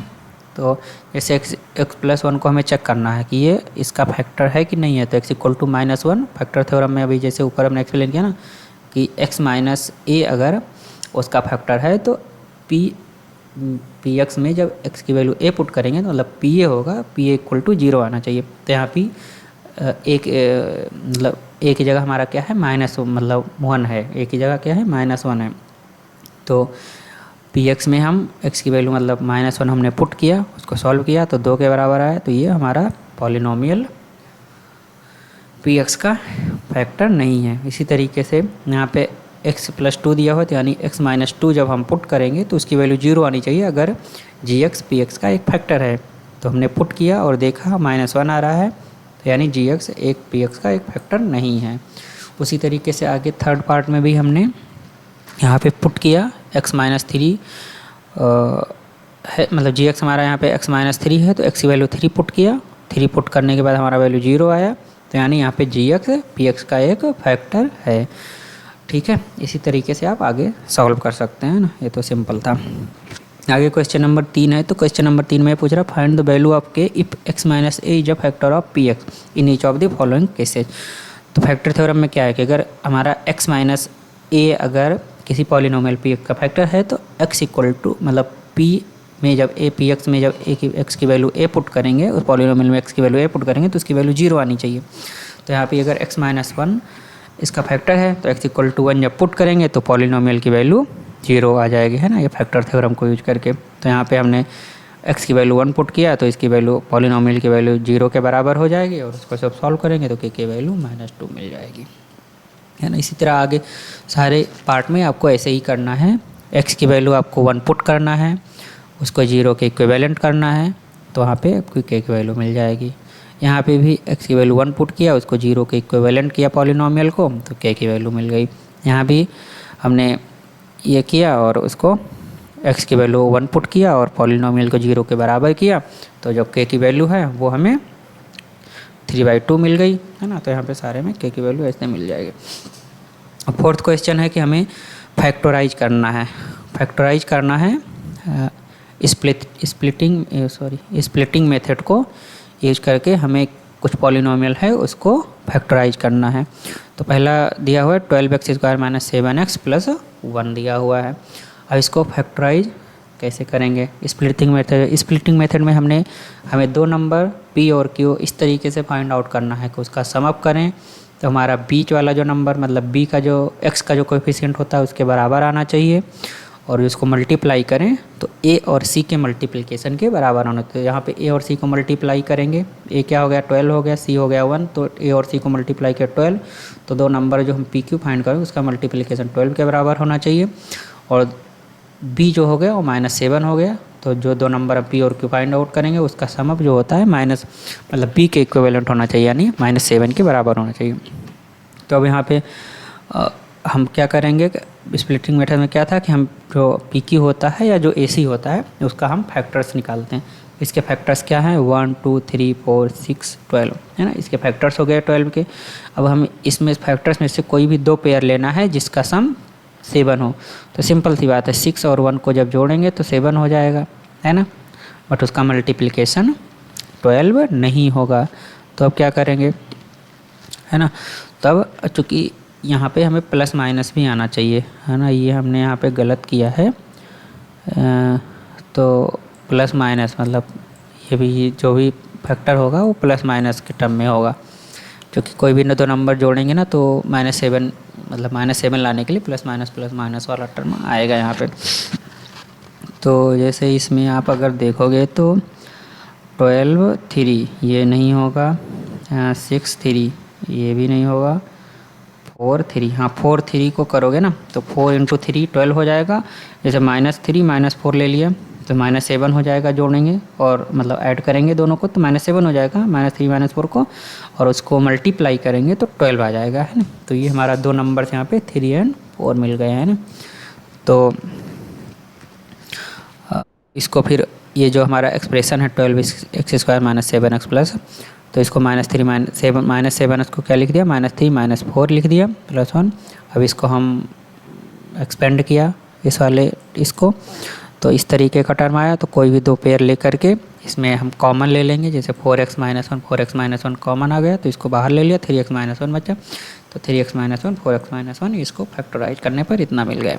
इसी तरीके से दूसरा जो है यहाँ पे b हमारा 7 है और a 2 है, c 3 है, 3 है, तो ये C मतलब 6 हो गया। 6 के इसके फैक्टर्स क्या हो गए 1 2 3। अब इस फैक्टर्स में से हमें कोई भी 2 पेयर लेना है जिसको सम करें तो 7 आ जाएगा। तो सिंपल सा बात है, 1 और 6 को सम करेंगे तो 7 आ जाएगा, उसको मल्टीप्लाई करेंगे तो 6 आ जाएगा, है ना। तो इसको सिंपल से 7x को 1 + 6 के फॉर्म में लिख लिया। 7x को आगे बढ़ते हैं, तो उसको किया और उसको बाद में मैनिपुलेट करके मतलब मैनिपुलेशन करके इधर उधर करके इसको सॉल्व किया, है ना। तो हमारा x+3 और 2x + 1 ये 2 फैक्टर्स आ गए उसके पॉलिनोमियल के। तीसरा हमारा ये हो गया जहाँ पे b की वैल्यू 5 है और 6 की वैल्यू ac की वैल्यू -36 है ना।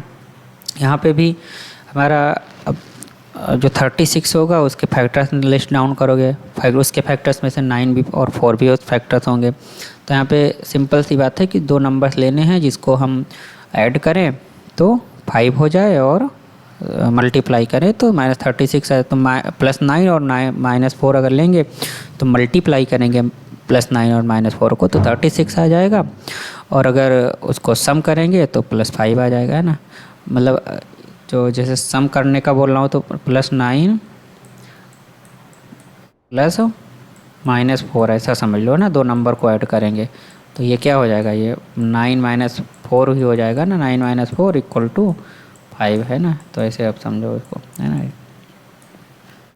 इस तरीके से 4th पार्ट है। 4th पार्ट में भी हम वैसे 2 नंबर्स को फाइंड आउट करेंगे जिसका सम करने पर -1 आए और मल्टीप्लाई करने पर -12 आए, है ना। तो ऐसे 2 नंबर -4 -3 है, उसको किया तो ऐसे मिल गया।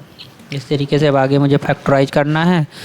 अब फैक्टराइज इसमें भी हमारा ये क्यूबिक पॉलिनोमियल्स है। क्यूबिक पॉलिनोमियल्स में हमने क्या पढ़ा था, क्यूबिक पॉलिनोमियल्स में फैक्टराइज या फैक्टर थ्योरम मतलब स्प्लिटिंग मेथड या फैक्टर थ्योरम डायरेक्ट हम नहीं यूज कर सकते।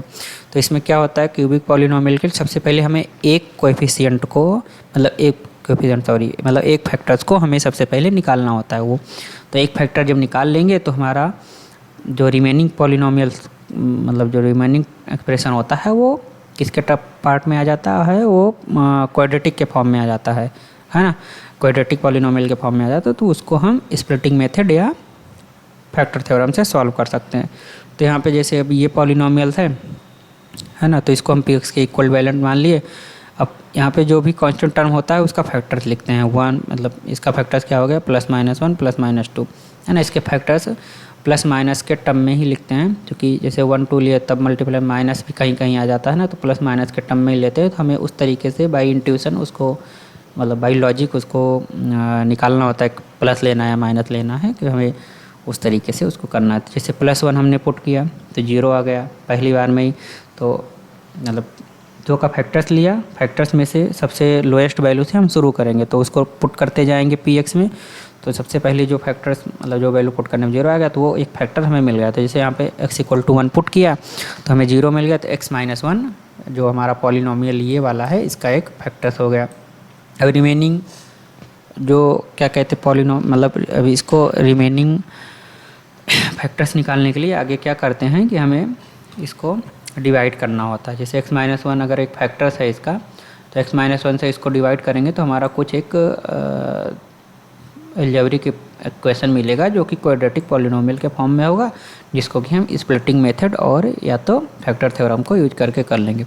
तो x - 1 से ये जो गिवन पॉलिनोमियल था x³ - 2x² - x+2 उसको कैसे सॉल्व किया है ना, उसको सॉल्व करने मतलब उसको डिवाइड कैसे किया, तो ये मतलब मैंने सिंपल लिख दिया स्टेप बाय स्टेप, आप लोग देख लेना, ये सिंपल है।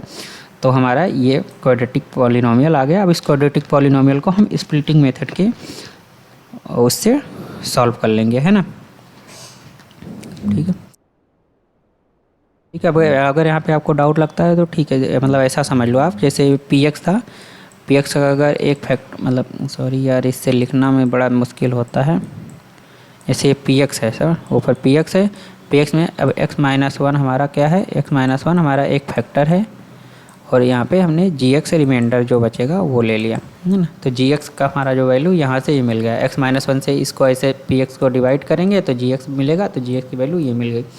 अब जो gx मिला मतलब जो क्वाड्रेटिक पॉलिनोमियल उसको हम लीनियर या स्प्लिटिंग मेथड को यूज करके हमने उसको फैक्टराइज कर लिया आगे, जैसे कि पीछे हमने डिस्कस किया, तो हमारा वो मिल गया। तो x-2 और x+1 यहाँ पे 2 फैक्टर ये मिल गए, और x-1 पहला फैक्टर है, तो वो तीनों के तीनों फैक्टर यहाँ मिल गए। तो ये तो आपको मतलब सिंपल सी बात है कि अगर क्यूबिक पॉलिनोमियल है 3 फैक्टर होगा, क्वाड्रेटिक पॉलिनोमियल है 2 फैक्टर होगा, लीनियर पॉलिनोमियल है तो एक फैक्टर चाहिए है इटसेल्फ, उसमें फैक्टराइज करने की ज़रूरत ही नहीं है ना। फैक्टर थ्योरम हमारा डिग्री 1 यहाँ पे मतलब 1 से ज़्यादा डिग्री वाले पॉलिनोमियल, मतलब 2 या 2 के एबव, 2 या 2 के एबव के ऊपर ही काम करता है ना। 1 से कम नहीं होना चाहिए, लीनियर पॉलिनोमियल का कोई फैक्टराइजेशन नहीं होगा। तो आगे दूसरा पार्ट है कि एक पॉलिनोमियल और दिया हुआ है, अब इसमें -5 है। अब -5 है तो इसका जो हमारा फैक्टर्स होंगे प्लस मतलब 1 हो सकता है या 5 हो सकता है, +-1 +-5 लिख दिया। अब सबसे पहले 1 ट्राई किया, 1 लिखने पर -16 आ रहा है, तो वो 0 के बराबर नहीं है, तो मतलब x=1 हमारा इसका फैक्टर नहीं है। अब x=5 पुट किया, 5 पुट करने पर ये 0 आ जाता है, यानी x=5 हमारा x=5 एक फैक्टर है, मतलब x-5 एक फैक्टर है उसका, x-5 इस पॉलिनोमियल का एक फैक्टर है ना। अब आगे x-5 इसका एक फैक्टर्स है, तो इसको आगे हम इस तरीके से लिखते हैं कि मतलब एक तो तरीका होता है कि आप डायरेक्ट डिवाइड करो, है ना, x-5 से इसको डिवाइड करो तो जो रिमेनिंग gx बचेगा वो क्वाड्रेटिक पॉलिनोमियल के फॉर्म में होगा, और उस क्वाड्रेटिक पॉलिनोमियल को आप उसमें बाई स्प्लिटिंग मेथड या फैक्टर थ्योरम को यूज करके सॉल्व कर सकते हैं। बट दूसरा तरीका यहाँ पे ये होता है कि मतलब इसमें थोड़ा लॉजिक लगा के करना पड़ता है कि जैसे x³ है, अब एक फैक्टर x-5 है, तो इसको हम इस तरीके से रीअरेंज करेंगे टर्म्स को कि x-5 कॉमन आ जाएगा, तो रिमेनिंग जो पोर्शन होगा वो gx वाला हमारा बच जाएगा। तो जैसे यहाँ पे x³ था, -3x² था, -9x -5 था, तो -5 इधर है, अब मुझे x-5 लाना है, तो मुझे एक यहाँ पे x ऐसे लिख दिया, x-5 एक टर्म ये मिल गया कांस्टेंट वाले से। अब दूसरा जो है -3x² -9x, तो x इधर अगर आ गया तो -9x की जगह -10x लिख दिया, चूँकि -10x और +x करूँगा तो -9x ही आएगा ना। ओवरऑल पूरा कोई चेंज नहीं होना चाहिए, बस इस तरीके से मैनिपुलेट करना है, क्योंकि x मैंने ऐड किया तो x मैंने माइनस भी कर दिया, तो माइनस वाला यहाँ जाके -9 की जगह -10 हो गया, तो x-5 यहाँ पे मिल गया। अब हमें अब x-5 हमें निकालना है ना, तो x-5 को हमें कॉमन लेना, तो x³ अब x³ है, तो यहाँ पे अगर x² कॉमन भी लेते हो तो x-5 लाने के लिए यहाँ पे यहाँ पे -5x² होना चाहिए, तो हमने -5x² लिया। -5x² लाने के लिए हमने क्या किया, यहाँ पे -2x² जोड़ दिया। अगर -2x² जोड़ दिया है तो +2x² यहाँ पे मतलब -2x² अगर इसमें ऐड कर दिया तो +2x² भी हमें ऐड करना पड़ेगा, अदरवाइज ओवरऑल एक्सप्रेशन की वैल्यू हमें चेंज हो जाएगी, है ना। तो -2x² अगर ऐड किया तो +2x² भी ऐड कर दिया, तो -2x² को ऐड करके ये -5x² हो गया, और 2x² -10x मतलब +x-5। अब यहाँ पे x² कॉमन ले लिया तो x-5 बचा, यहाँ पे 2x कॉमन ले लिया तो x-5 बचा, यहाँ पे x-5 है ना। अब x-5 को टोटल से मतलब निकाल लिया, तो ये x² + 2x + 1 बचा।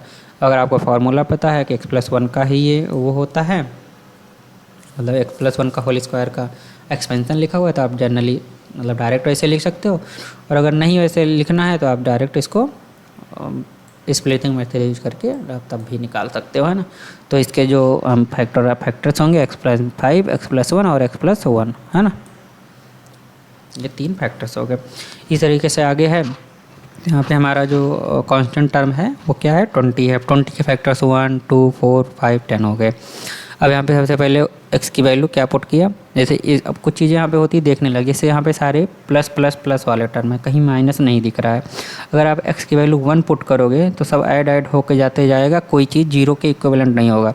तो और अगर माइनस पुट करोगे तो ये प्लस, ये माइनस होगा, ये प्लस होगा, ये माइनस होगा, ये प्लस होगा, तो इन सबको मिला करके हो सकता है वो 0 हो जाए। तो हमें x-1 से मैंने ट्राई किया, है ना। तो वो इक्वेशन को जब भी आप सॉल्व करो तो एक बार इक्वेशन पे नज़र डालो कि हाँ हमें क्या चीज़ पुट करें तो वो 0 के मतलब 0 के आने की पॉसिबिलिटी जो है तो -1 से हमने ट्राई किया, -1 से ट्राई करने के बाद पहली बार में हमारा 0 आ गया, तो x+1 हमारा एक फैक्टर हो गया। अब x+1 एक फैक्टर हो गया तो हमें जो इसमें है इसको इस तरीके से रीअरेंज करना है कि x+1 हमारा कॉमन मिल जाए।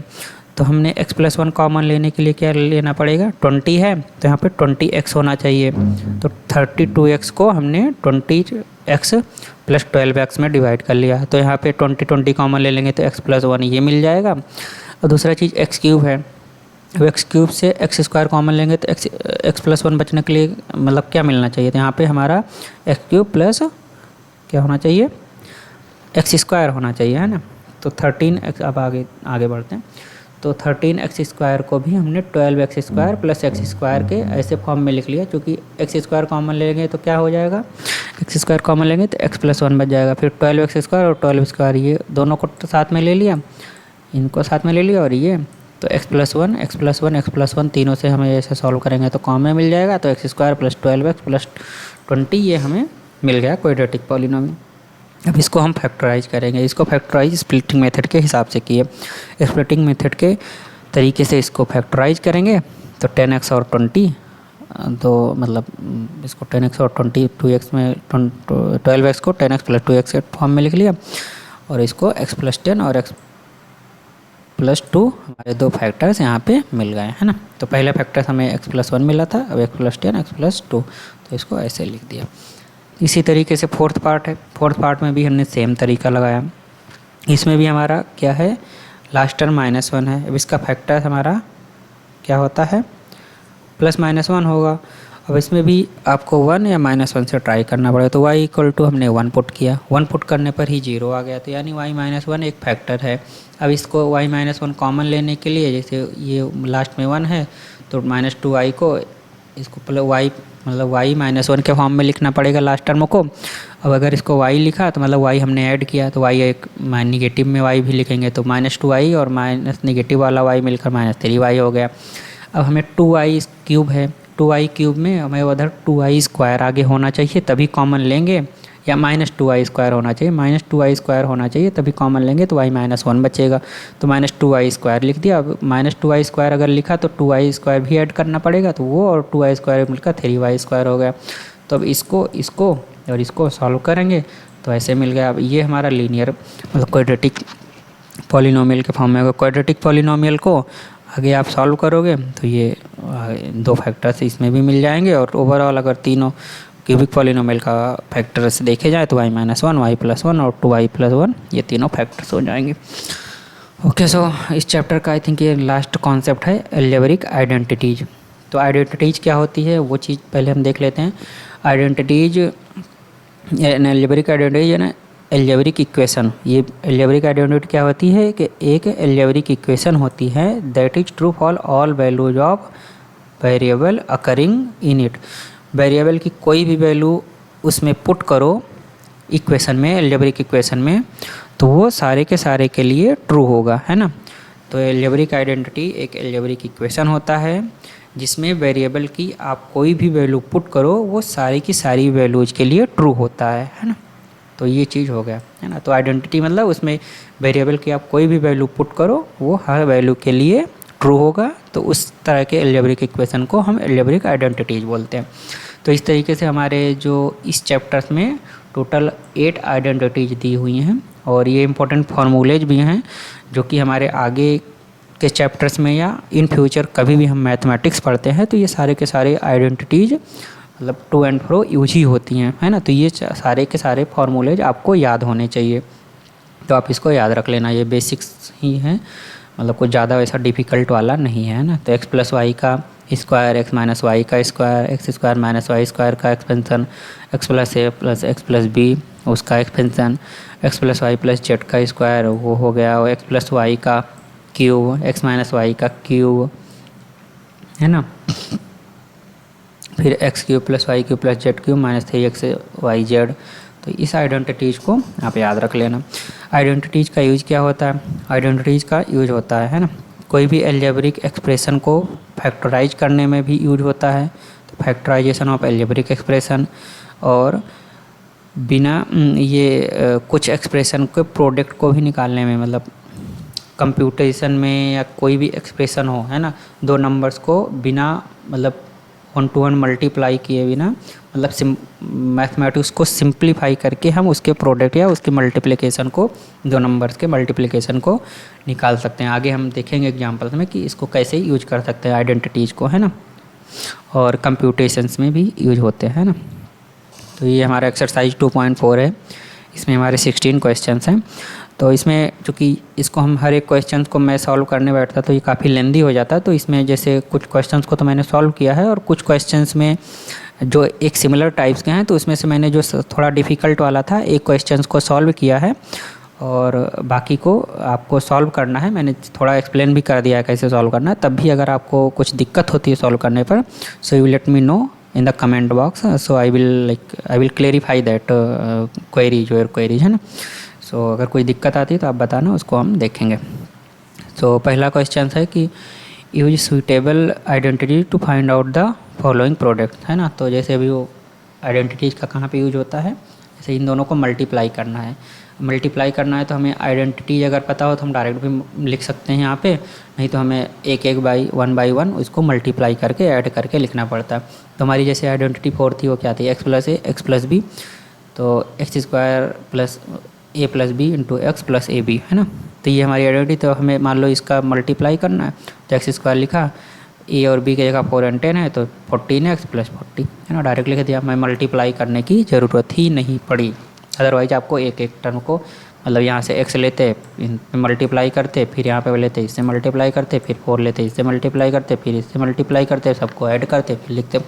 तो आइडेंटिटीज अगर हमें याद है तो हमें बहुत सारे कैलकुलेशन सिंपल हो सकते हैं और direct in the question we can use that identities. इसी तरीके से यहाँ पे सेम आइडेंटिटीज़ को हम यूज करेंगे। यहाँ पे a की वैल्यू 8 है, b की वैल्यू -10 है, तो x² + 8 - 10 मतलब, है ना, 8 को क्या a + b होगा ना, तो ये ऐसे समझ लो a + b, ये a हुआ, ये b हुआ। अब इसको सॉल्व करोगे तो क्या होगा 8 - 10, तो मैंने डायरेक्ट यहाँ पे 8 - 10 लिख दिया था ना, और इसको मल्टीप्लाई किया तो 8 × -10, तो इस तरीके से आप डायरेक्ट यहाँ पे ये लिख दिया। इस तरीके से ये है। अब इसमें क्या है, इसमें हम पहले 3 को कॉमन ले लेंगे, है ना, क्योंकि इस तरीके से हमारे आइडेंटिटीज, कोई भी आइडेंटिटीज है उसमें x के साथ कोई कोएफिशिएंट नहीं लगा हुआ है ना, तो हमें पहले उसको ऐसे रिजॉल्व करना पड़ेगा, x का कोएफिशिएंट हटाना पड़ेगा। तो 3 दोनों में से कॉमन ले लिया, 3 इधर कॉमन ले लिया तो 9, x + 4/3 x - 5/3। अब सेम आइडेंटिटीज 4th वाली जो है हम उसको यूज करेंगे और उसको सॉल्व किया तो 4 - 5/3x और इसको दोनों को मल्टीप्लाई किया, फिर इस फॉर्म में आ गया, फिर 9 को ओवरऑल इक्वेशन में मल्टीप्लाई कर दिया तो ये मिल गया, है ना। 4th पार्ट में है ये से, इसमें y² + 3/2 y³ - 3, इसमें आइडेंटिटी 3 को हम यूज करेंगे।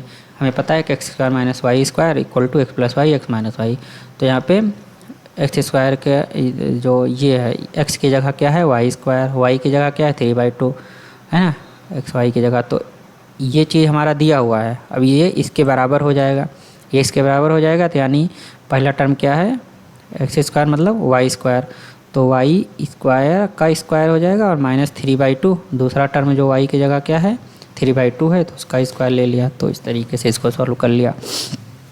इसी तरीके से सेम आइडेंटिटीज को यूज करके जो हमारा ये टर्म है, एक प्लस है एक माइनस है, मतलब a b a + b ऐसा वाला समझ लो, तो a - b a + b, तो a² - b² के फॉर्म में लिख दिया तो 9² - 2x², तो 9 - 4x² हो गया। इसी तरीके से अगर आप देखें तो क्वेश्चन नंबर 2 को, क्वेश्चन नंबर 2 में अगर आप देखेंगे तो evaluate the following product without multiplying. यहाँ पे देखो कैलकुलेशन में, मल्टीप्लिकेशन में हमारा आइडेंटिटीज का यूज होगा तो सिंपल हो जाता है थोड़ा कैलकुलेशन, है ना। तो जैसे 1/3 1/5 है, तो हमें इसको इस तरीके से लिखना है कि कोई ना कोई आइडेंटिटी जो हमारा अर्लियर दिया हुआ है उसमें से हम कोई ना कोई आइडेंटिटीज यूज कर सकते हैं। यहाँ पर जैसे 1/3 है 1/7 है, तो इसके बीच में हमें मतलब ऐसा लिखना है कि एक सम में हो, एक प्लस में हो, एक निगेटिव में हो। तो 1/5 मान मतलब इसको थोड़ा दिमाग लगा के लिखना पड़ेगा आपको। तो 1/5 में से 2 हटाएंगे तो मतलब 2 माइनस किया तो 1/3, 2 ऐड करेंगे तो 7 हो जाएगा। ऐसा इन दोनों नंबर के बीच में एक ऐसा नंबर जिसमें से कोई एक सर्टेन नंबर्स को हम सब्ट्रैक्ट करें या वो करें ऐड करें तो दोनों नंबर्स मिल जाए, तो ऐसे नंबर्स को हमें ढूंढना है ना। तो लोएस्ट नंबर 1/3 है और मैक्सिमम 1/7 है, तीन दोनों बीच में 1/105 ही एक ऐसा नंबर है जिसमें एक सर्टन नंबर 2 को ऐड किया तो 107 हो गया, सब्ट्रैक्ट किया तो 103 हो गया। तो इसको इस फॉर्म में लिख लिया। अब हमें थर्ड वाली जो आइडेंटिटी है उसको यूज किया, ये वाली, उसको डायरेक्ट इस फॉर्म में लिखा। इसको मतलब इसको मल्टीप्लाई करने से बेटर है कि जैसे ये सिंपल हो गया, ये 105 जनरली मतलब सिंपल हो जाता है ये मल्टीप्लिकेशन। तो जनरली मान लो यहाँ पे 100 होता तो आप सिंपल लिख सकते हैं, हो सकता है तो यहाँ पे आपको मल्टीप्लाई करना पड़े। इसे अगर याद ही है तो 100 का होता है 10,000 में फिर 25 को ऐड करना, उस तरीके से आप इसको वैसे लिख सकते हैं, है ना। तो ये 11,021 हो गया आंसर। इस तरीके से 95, 96 है। अब यहाँ पे 95, 96 है, तो इसको भी हम इस तरीके से लिख सकते हैं। इसको चूँकि ऐसा कुछ नंबर था ही नहीं, इन दोनों के बीच में दो कॉन्सिक्यूटिव नंबर था, इसके बीच में कोई ऐसा नंबर था ही नहीं जो प्लस माइनस के फॉर्म में लिख सकते। तो जहाँ पे प्लस माइनस के फॉर्म में आप नहीं लिख सकते हैं या कॉन्सिक्यूटिव नंबर है, वहाँ पे आपको x plus A plus X plus B वाला फॉर्म का ये जो आइडेंटिटी फोर्थ है ना, x plus A X plus B equal to X square plus A plus B into X plus A B, ऐसी वाले फॉर्म में करके हम सॉल्व कर सकते हैं। अब आप इसको सॉल्व करने जाते रहे इधर देन आपको ये जैसे इसका तो आपको पता होगा 981 मतलब 981, तो 8100 हो गया, फिर इन दोनों को ऐड किया तो ये सिंपल हो गया 30 हो गया। तो आप ये मतलब यहाँ पे एडिशन और वो करना सिंपल हो जाता है, बिना मल्टीप्लाई किए ही हम सॉल्व कर ले रहे हैं। इस तरीके से यहाँ पे देखा जाए तो ये यहाँ पे 100 + 4 के फॉर्म में ये लिख सकते हैं। इन दोनों के बीच का एक नंबर निकालना है जिसमें से सब्ट्रैक्ट करने और ऐड करने पर ये दोनों नंबर्स मिल जाएँ। तो 100 एक ऐसा नंबर था जिसमें 4 मल्टीप्लाई किया था मिल गया, 4 माइनस किया था मिल गया। अब इसको किया तो ये हो गया। अब आप इसको मल्टीप्लाई करने जाते तो काफ़ी टाइम लगता है। तो यहाँ पे देखो इसका पता था तो 2 जीरो है तो यहाँ 4 जीरो हो गया, स्क्वायर किया यहाँ पे 16 हो गया, रोटेट किया तो ये आ गया, है ना। इस तरीके से ये थोड़ा सिंप्लीफाई हो जाता है थोड़ा आइडेंटिटीज़ को यूज करने में। उसके बाद क्वेश्चन नंबर हमारा 3 आता है। यहाँ पे मैंने 3 नहीं लिखा है, ये क्वेश्चन नंबर 3 है ना। Factorize the following using the appropriate identities. अब आइडेंटिटीज़ को यूज करके हमें इसको फैक्टराइज करना है। तो इसमें हमें सिंपल जो आइडेंटिटी हमने पीछे पढ़ा उसको उसके फॉर्म में लाने के लिए इसको हमें ट्राई करना है। तो जैसे 9x स्क्वायर है तो इसको 3x का स्क्वायर लिख सकते हैं, y का स्क्वायर लिख सकते हैं, और ये 2 × 3x × y लिख सकते हैं। तो ये a square plus b square plus 2ab के वाला हमारा एक्सपेंशन हो जाता है। तो उसको सिंपल इस फॉर्म में लिख दिया, है ना। फैक्टराइजेशन वैसे फैक्टराइजेशन करने जाते स्प्लिटिंग मेथड और वो सब यूज करके, तो वो सब भी करके हो जाता, बट काफ़ी डिफ़िकल्ट होता है ना। तरीके से ये 4y स्क्वायर माइनस 4y तो है, तो जो पहला होता है जैसे ये 2y स्क्वायर है तो इसको 2y का स्क्वायर लिख दिया प्लस 1 का स्क्वायर लिख दिया। तो ये माइनस में टर्म आता है तो -2, तो ये a माइनस बी के फार्मूला वाला हमारा आ गया, है ना। इस तरीके से आपको थोड़ा सोचना पड़ेगा कि हाँ ये कैसा कौन सा हो सकता है, a माइनस बी का फार्मूला हो सकता है, या a प्लस बी का हो सकता है, या a प्लस बी का होल स्क्वायर का हो सकता है, a square minus B square का, वो सब तरह आपको सोचना पड़ेगा। जैसे अब ये है इसको फैक्टराइज करना है तो इसमें पता है कि a square minus B square वाला जो हमारा आइडेंटिटी होता है वो यूज हो सकता है x plus Y plus X minus Y, है ना। तो उसको फैक्टराइज करके ऐसे लिख दिया। क्वेश्चन नंबर 4 में क्या है कि expand each of the following using suitable. अब यहाँ पे आइडेंटिटीज को यूज करके, यहाँ पे पहले वाले क्वेश्चन में क्या था कि राइट हैंड साइड वाला टर्म दिया हुआ था, हमें लेफ्ट हैंड साइड वाले टर्म में लिखना था, है ना। तो वो किया, बट यहाँ पे अब यहाँ पे क्या दिया हुआ है कि लेफ्ट हैंड साइड वाला टर्म दिया हुआ है और राइट हैंड साइड वाला टर्म लिखना है। तो ये x प्लस बी प्लस सी का होल स्क्वायर का एक्सपेंशन है, तो उसको एक्सपेंशन में a square plus B square plus C square plus 2ab plus 2bc plus 2ca,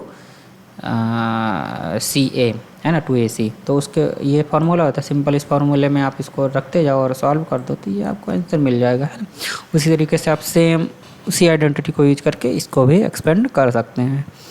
फिर 3rd 4th 5th सारे के सारे एक्सपेंशन को आप सिमिलर वे में आइडेंटिटी 5th को यूज करके कर सकते हैं। अब सब में आइडेंटिटी 5th को ही यूज हुआ है।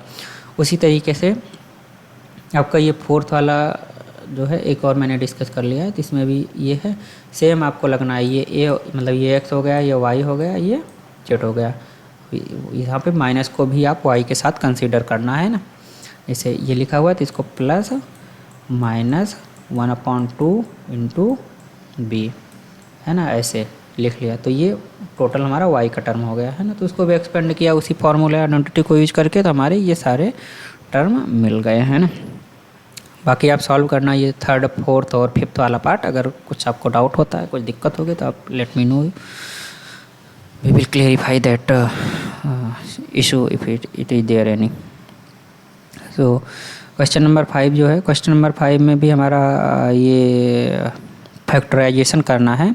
अब इसमें क्या हुआ है कि आपको देखने से ही पता चल जाता है कि ये x + y + z के होल स्क्वायर वाला के फॉर्म में का ही एक्सपेंशन लग रहा है ना। तो आपको इसको इस तरीके से रीअरेंज करना है और x की जगह कौन सा टर्म आएगा, y की जगह कौन सा है, z की जगह कौन सा लिखना है, उस तरीके से आपको मतलब समझ करके फिर उसको a + b + c का होल स्क्वायर का एक्सपेंशन के फॉर्म में लिखना है ना। उसी आइडेंटिटी को देख के ही लग जाता है कि आइडेंटिटी फिफ्थ वाला का ही एक्सपेंशन है। ये राइट हैंड साइड वाला पार्ट दिया है, लेफ्ट हैंड साइड वाला हमें लिखना है। तो 2x + 3y + 4z। आप अगर देखोगे तो यहाँ तक देखोगे तो आपको लगेगा सब प्लस प्लस ही है, बट जैसे ही आप यहाँ जाओगे कि मतलब ये और ये वाला मल्टीप्लाई कर रहे हैं तो ये निगेटिव आ रहा है, और ये और मतलब z और ये वाला मल्टीप्लाई कर रहे हैं तब भी निगेटिव आ रहा है। तो यहाँ पे ये 9y और ये वाला है ना, ये दोनों निगेटिव ही हो जाएंगे।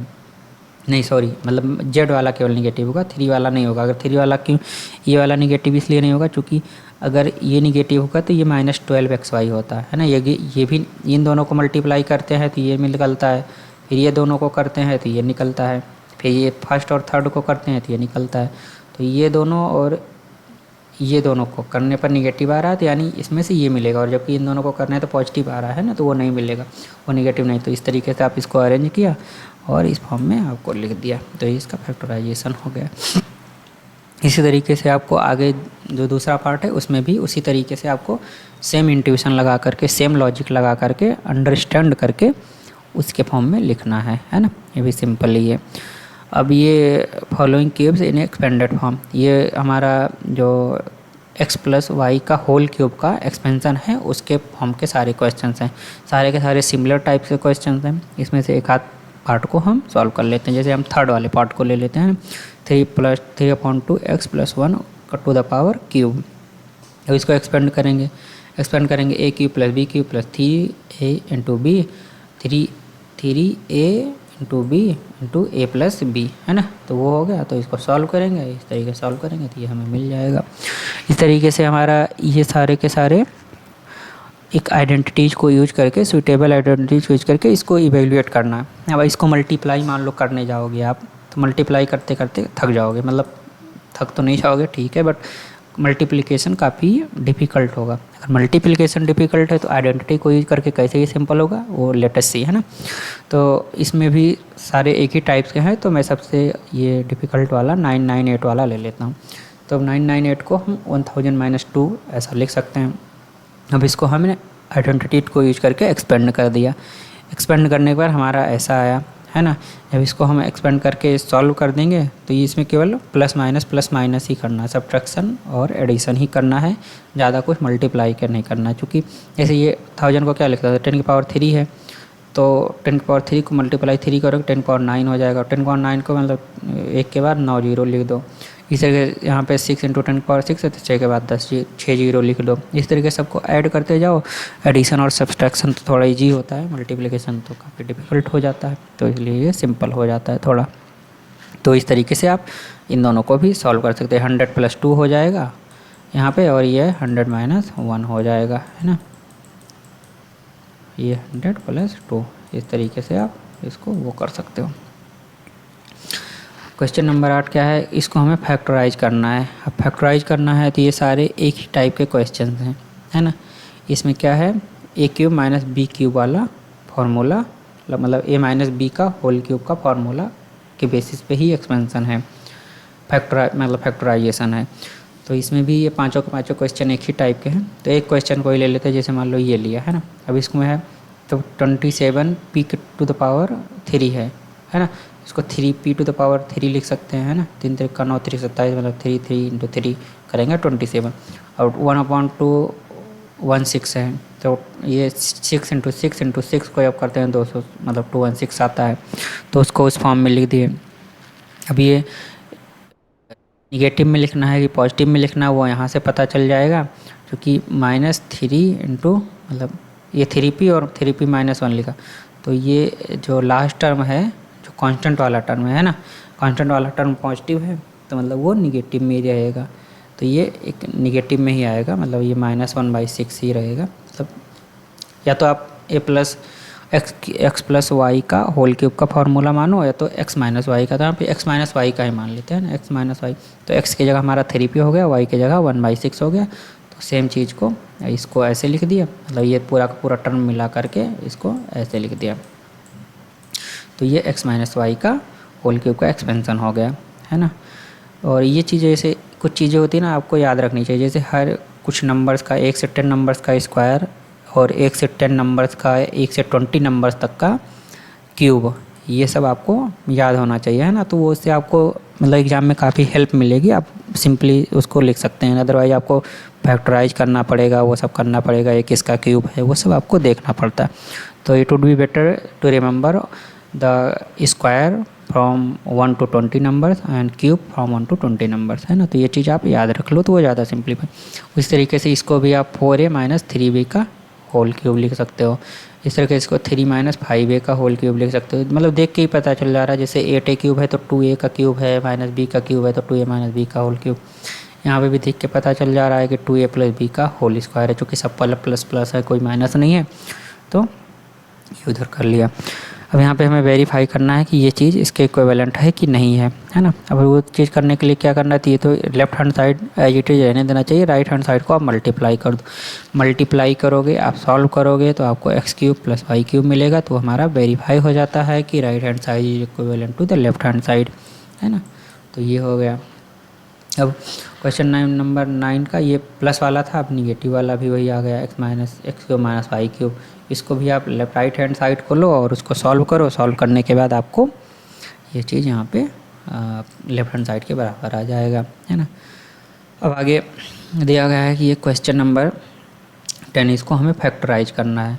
फैक्टराइज करने में जैसे ये 27y³ + 125z³ लिखा है, अब इसमें 3y का क्यूब + 5z का क्यूब, ये हमें हो गया। तो जैसे अभी पीछे हमने क्या वेरीफाई किया क्वेश्चन नंबर 9 में, x³ + y³, simply same formula ये हमें अगर पता हो तो हम यहाँ पे यूज कर सकते हैं, तो उसी फार्मूले के यूज करके हम इसको मतलब सॉल्व कर सकते हैं डायरेक्टली। अदरवाइज मान लो जैसे अभी यहाँ तो क्वेश्चन नंबर 9 दिया है, आपने पीछे सॉल्व किया तो आपको पता है कि हम इसका x³ + y³ का एक्सपेंसन इतना होता है, मान लो नहीं पता होता तो आपको ये पता है कि हमारा x³ y³ x + y³ के मतलब टू द पावर 3 के एक्सपेंसन में आता है, तो आप वो लिखो और उसको डायरेक्टली आप सॉल्व करो, तो x³ + y³ इक्वल टू इसमें x³ मतलब इसको आप सॉल्व करोगे तो ऐसे आ जाएगा, मतलब इसको सिंप्लीफाई करोगे आगे आप चल के, तो x³ + y³ x + y × x² + y² - xy के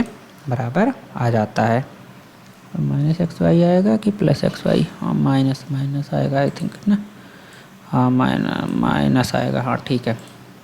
तो ऐसे x³ - y³ भी आपको एक्सपेंड करके आप मतलब x - y का होल क्यूब का एक्सपेंसन करके x³ - y³ का भी एक्सपेंसन निकाल सकते हो। तो ये फार्मूला हमें पता है, तो इसको ये एक मतलब x की जगह क्या है 3y है, y की जगह हमारा 5z है, तो उसको सिंपल ऐसे लिख दिया, तो ये हमारा इसका फैक्टराइज हो गया, है ना। या तो कर सकते हो, तो आपको एग्ज़ाम के लिए मतलब आपको अगर ये याद है तो वो भी अच्छी बात है कि आप इसको याद कर लो, तो डायरेक्ट एग्ज़ाम में आप उसको भी यूज कर सकते हो। बेटर यही होगा कि आप इसको इस तरीके से लिख कर 2-3 लाइन का है लिख दोगे तो मतलब ज़्यादा अच्छा दिखता है कि आपको बेसिक से पता है, आप डायरेक्ट कोई फार्मूला रट के नहीं लिख रहे हो, आप ड्राइव कर दे रहे हो, है ना, डेरिवेशन हो जा रहा है, तो आप ऐसे इसको कर सकते हैं। इसी तरीके से जैसे अभी बताया ना कि x - y का होल क्यूब का एक्सपेंसन करके x³ - y³ की वैल्यू निकाल लो, और उसमें x की जगह 4m और y की जगह 7n की वैल्यू पुट करके उसको ऐसे लिख दो, है ना। वो क्वेश्चन नंबर 11 देखते हैं। क्वेश्चन नंबर 11 में हमें इसको फैक्टराइज करना है। अब ये देख के लग रहा है कि जो हमारी लास्ट वाली आइडेंटिटी है x³ + y³ + z³ - 3xyz, जिसमें x की वैल्यू 3x है, y की वैल्यू y है, z की वैल्यू z है ना। तो उसको आगे हम फैक्टराइज करने के लिए हमारा ये फैक्टर एक ये हो जाएगा, एक ये हो जाएगा, तो हमें ये फार्मूला याद है तो हम डायरेक्ट लिख दिए एक्स की जगह 3x पुट कर दो, बाकी तो एज इट इज ही रहेगा, जगह s और x की जगह 3x पुट कर दो, बाकी सब कुछ रहेगा। तो ये हमारा इसका फैक्टराइजेशन हो गया। क्वेश्चन नंबर 12 में क्या है कि हमें एक वेरिफिकेशन करना है कि ये left hand side equal to right hand side. इसमें क्या है कि left hand side as it is छोड़ देना, राइट हैंड साइड में ये जो है इसको हम मतलब मल्टीप्लाई करके एक्सपेंड करेंगे, मतलब उसको सॉल्व करेंगे, और सॉल्व करने के बाद हम ये मिलेगा कि वो लेफ्ट हैंड साइड के बराबर आता है ना। तो हमने उसको जस्ट सिंपल ये लिया और x plus Y plus z इसको मल्टीप्लाई कर दिया। मल्टीप्लाई करने के बाद पहले तो लेफ्ट हैंड साइड लिया, तो पहले सबसे पहले क्या किया, जो जितने स्क्वायर वाले टर्म है सबको एक्सपेंड कर दिया। एक्सपेंड करने के बाद दो दो सबसे कॉमन ले लिया, तो ये दो दो कट गया। अब ये टर्म बचा और ये इतना बचा। अब सबको मल्टीप्लाई करके रीअरेंज किया और जो भी प्लस माइनस वाले हैं उसको कैंसिल कर दिया अगेंस्ट ईच अदर, तो हमारा केवल इतना ही टर्म बचता है, तो जो कि लेफ्ट हैंड साइड के बराबर आ जाता है। तो इसको इस तरीके से वेरीफाई कर सकते हैं, है ना। उसके बाद हमारा ये आता है कि if x plus Y plus z equal to 0, तो सो दैट इतना इक्वल टू इतना, मतलब x cube plus y cube plus z cube is equal to 3xyz। तो आइडेंटिटी 8 वाली जो है उसमें हमें फॉर्मूला उसका पता है ना कि ये x cube plus y cube plus z cube minus 3xyz equal to x plus Y plus z, और दूसरे ब्रैकेट में x square plus y square plus z square minus x y minus y z minus z x, है ना।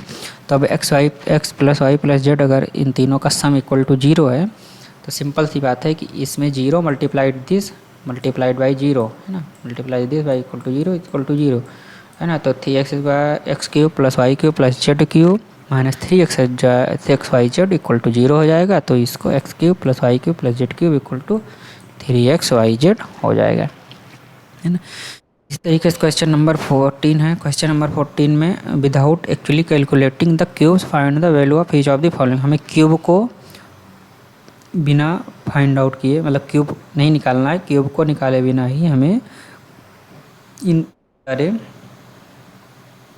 Cubes की value निकालनी है। Without actually मतलब without any calculation के हमें इन क्यूब्स की वैल्यू निकालना।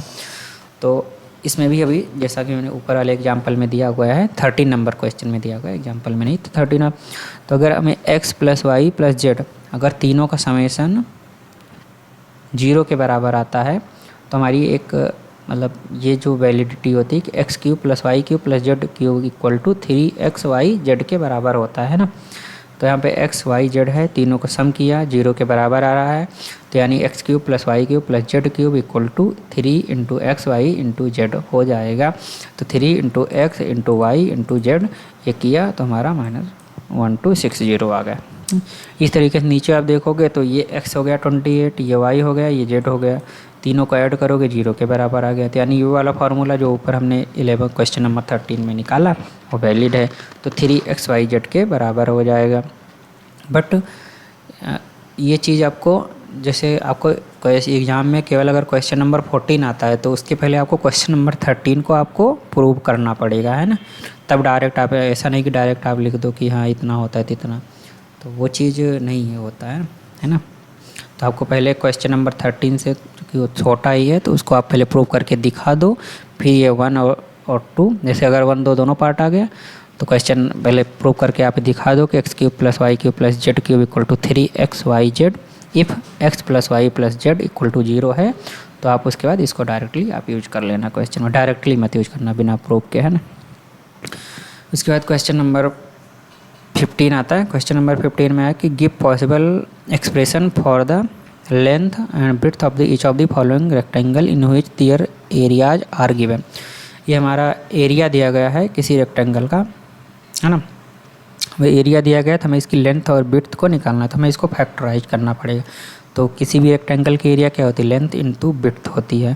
तो इसको जब फैक्टराइज करोगे, फैक्टराइज आप स्प्लिट मेथड से कर लो। स्प्लिट मेथड में क्या होगा, 12 इंटू 25, 12 सी है, ए हमारा 25 है, बी हमारा -30। तो दो नंबर जिसका समेसन -35 हो और जिसको मल्टीप्लाई करें तो 300 के इक्विवेलेंट हो, वो -15 और -20 है। आगे -50 और -20 उसको लिख करके सिंप्लीफाई करोगे आप स्प्लिट मेथड से, तो ये दोनों फैक्टर्स मिल गए। 5a-4, 5a-3।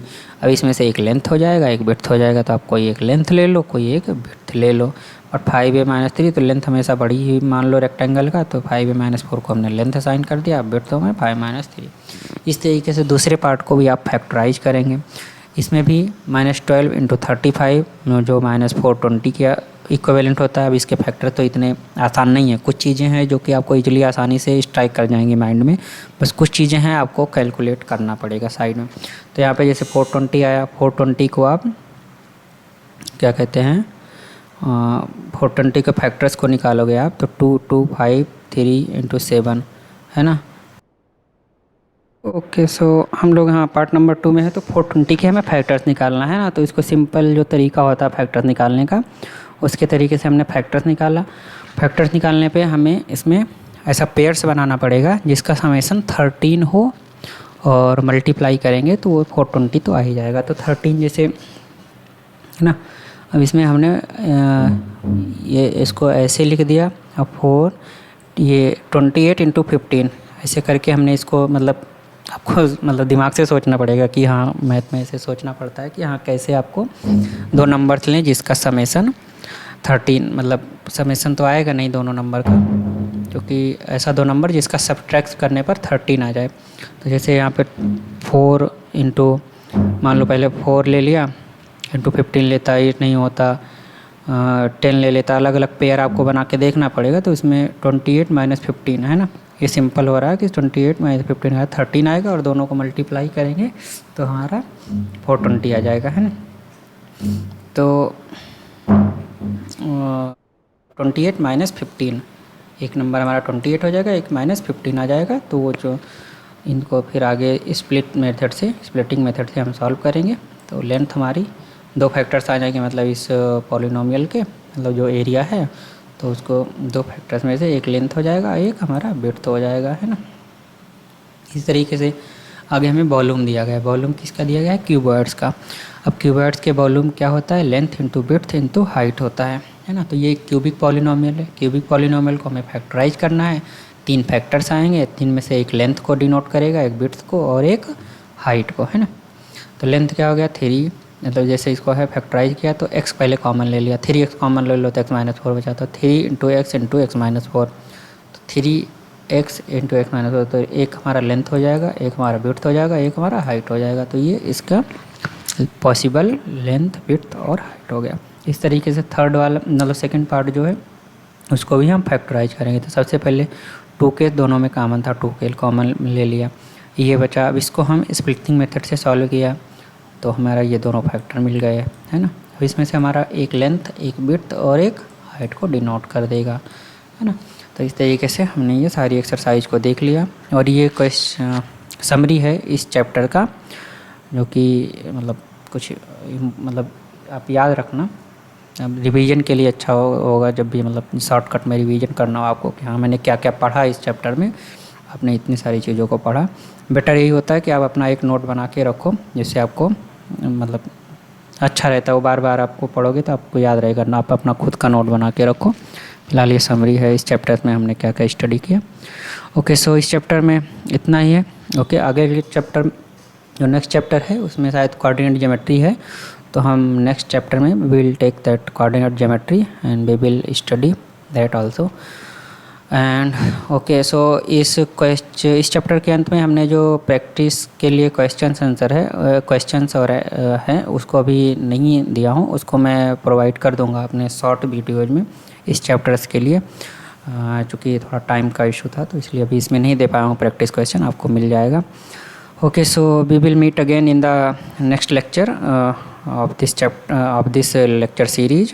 So in that we will discuss the coordinate geometry. Okay, so we will meet again there. Thank you very much. Okay.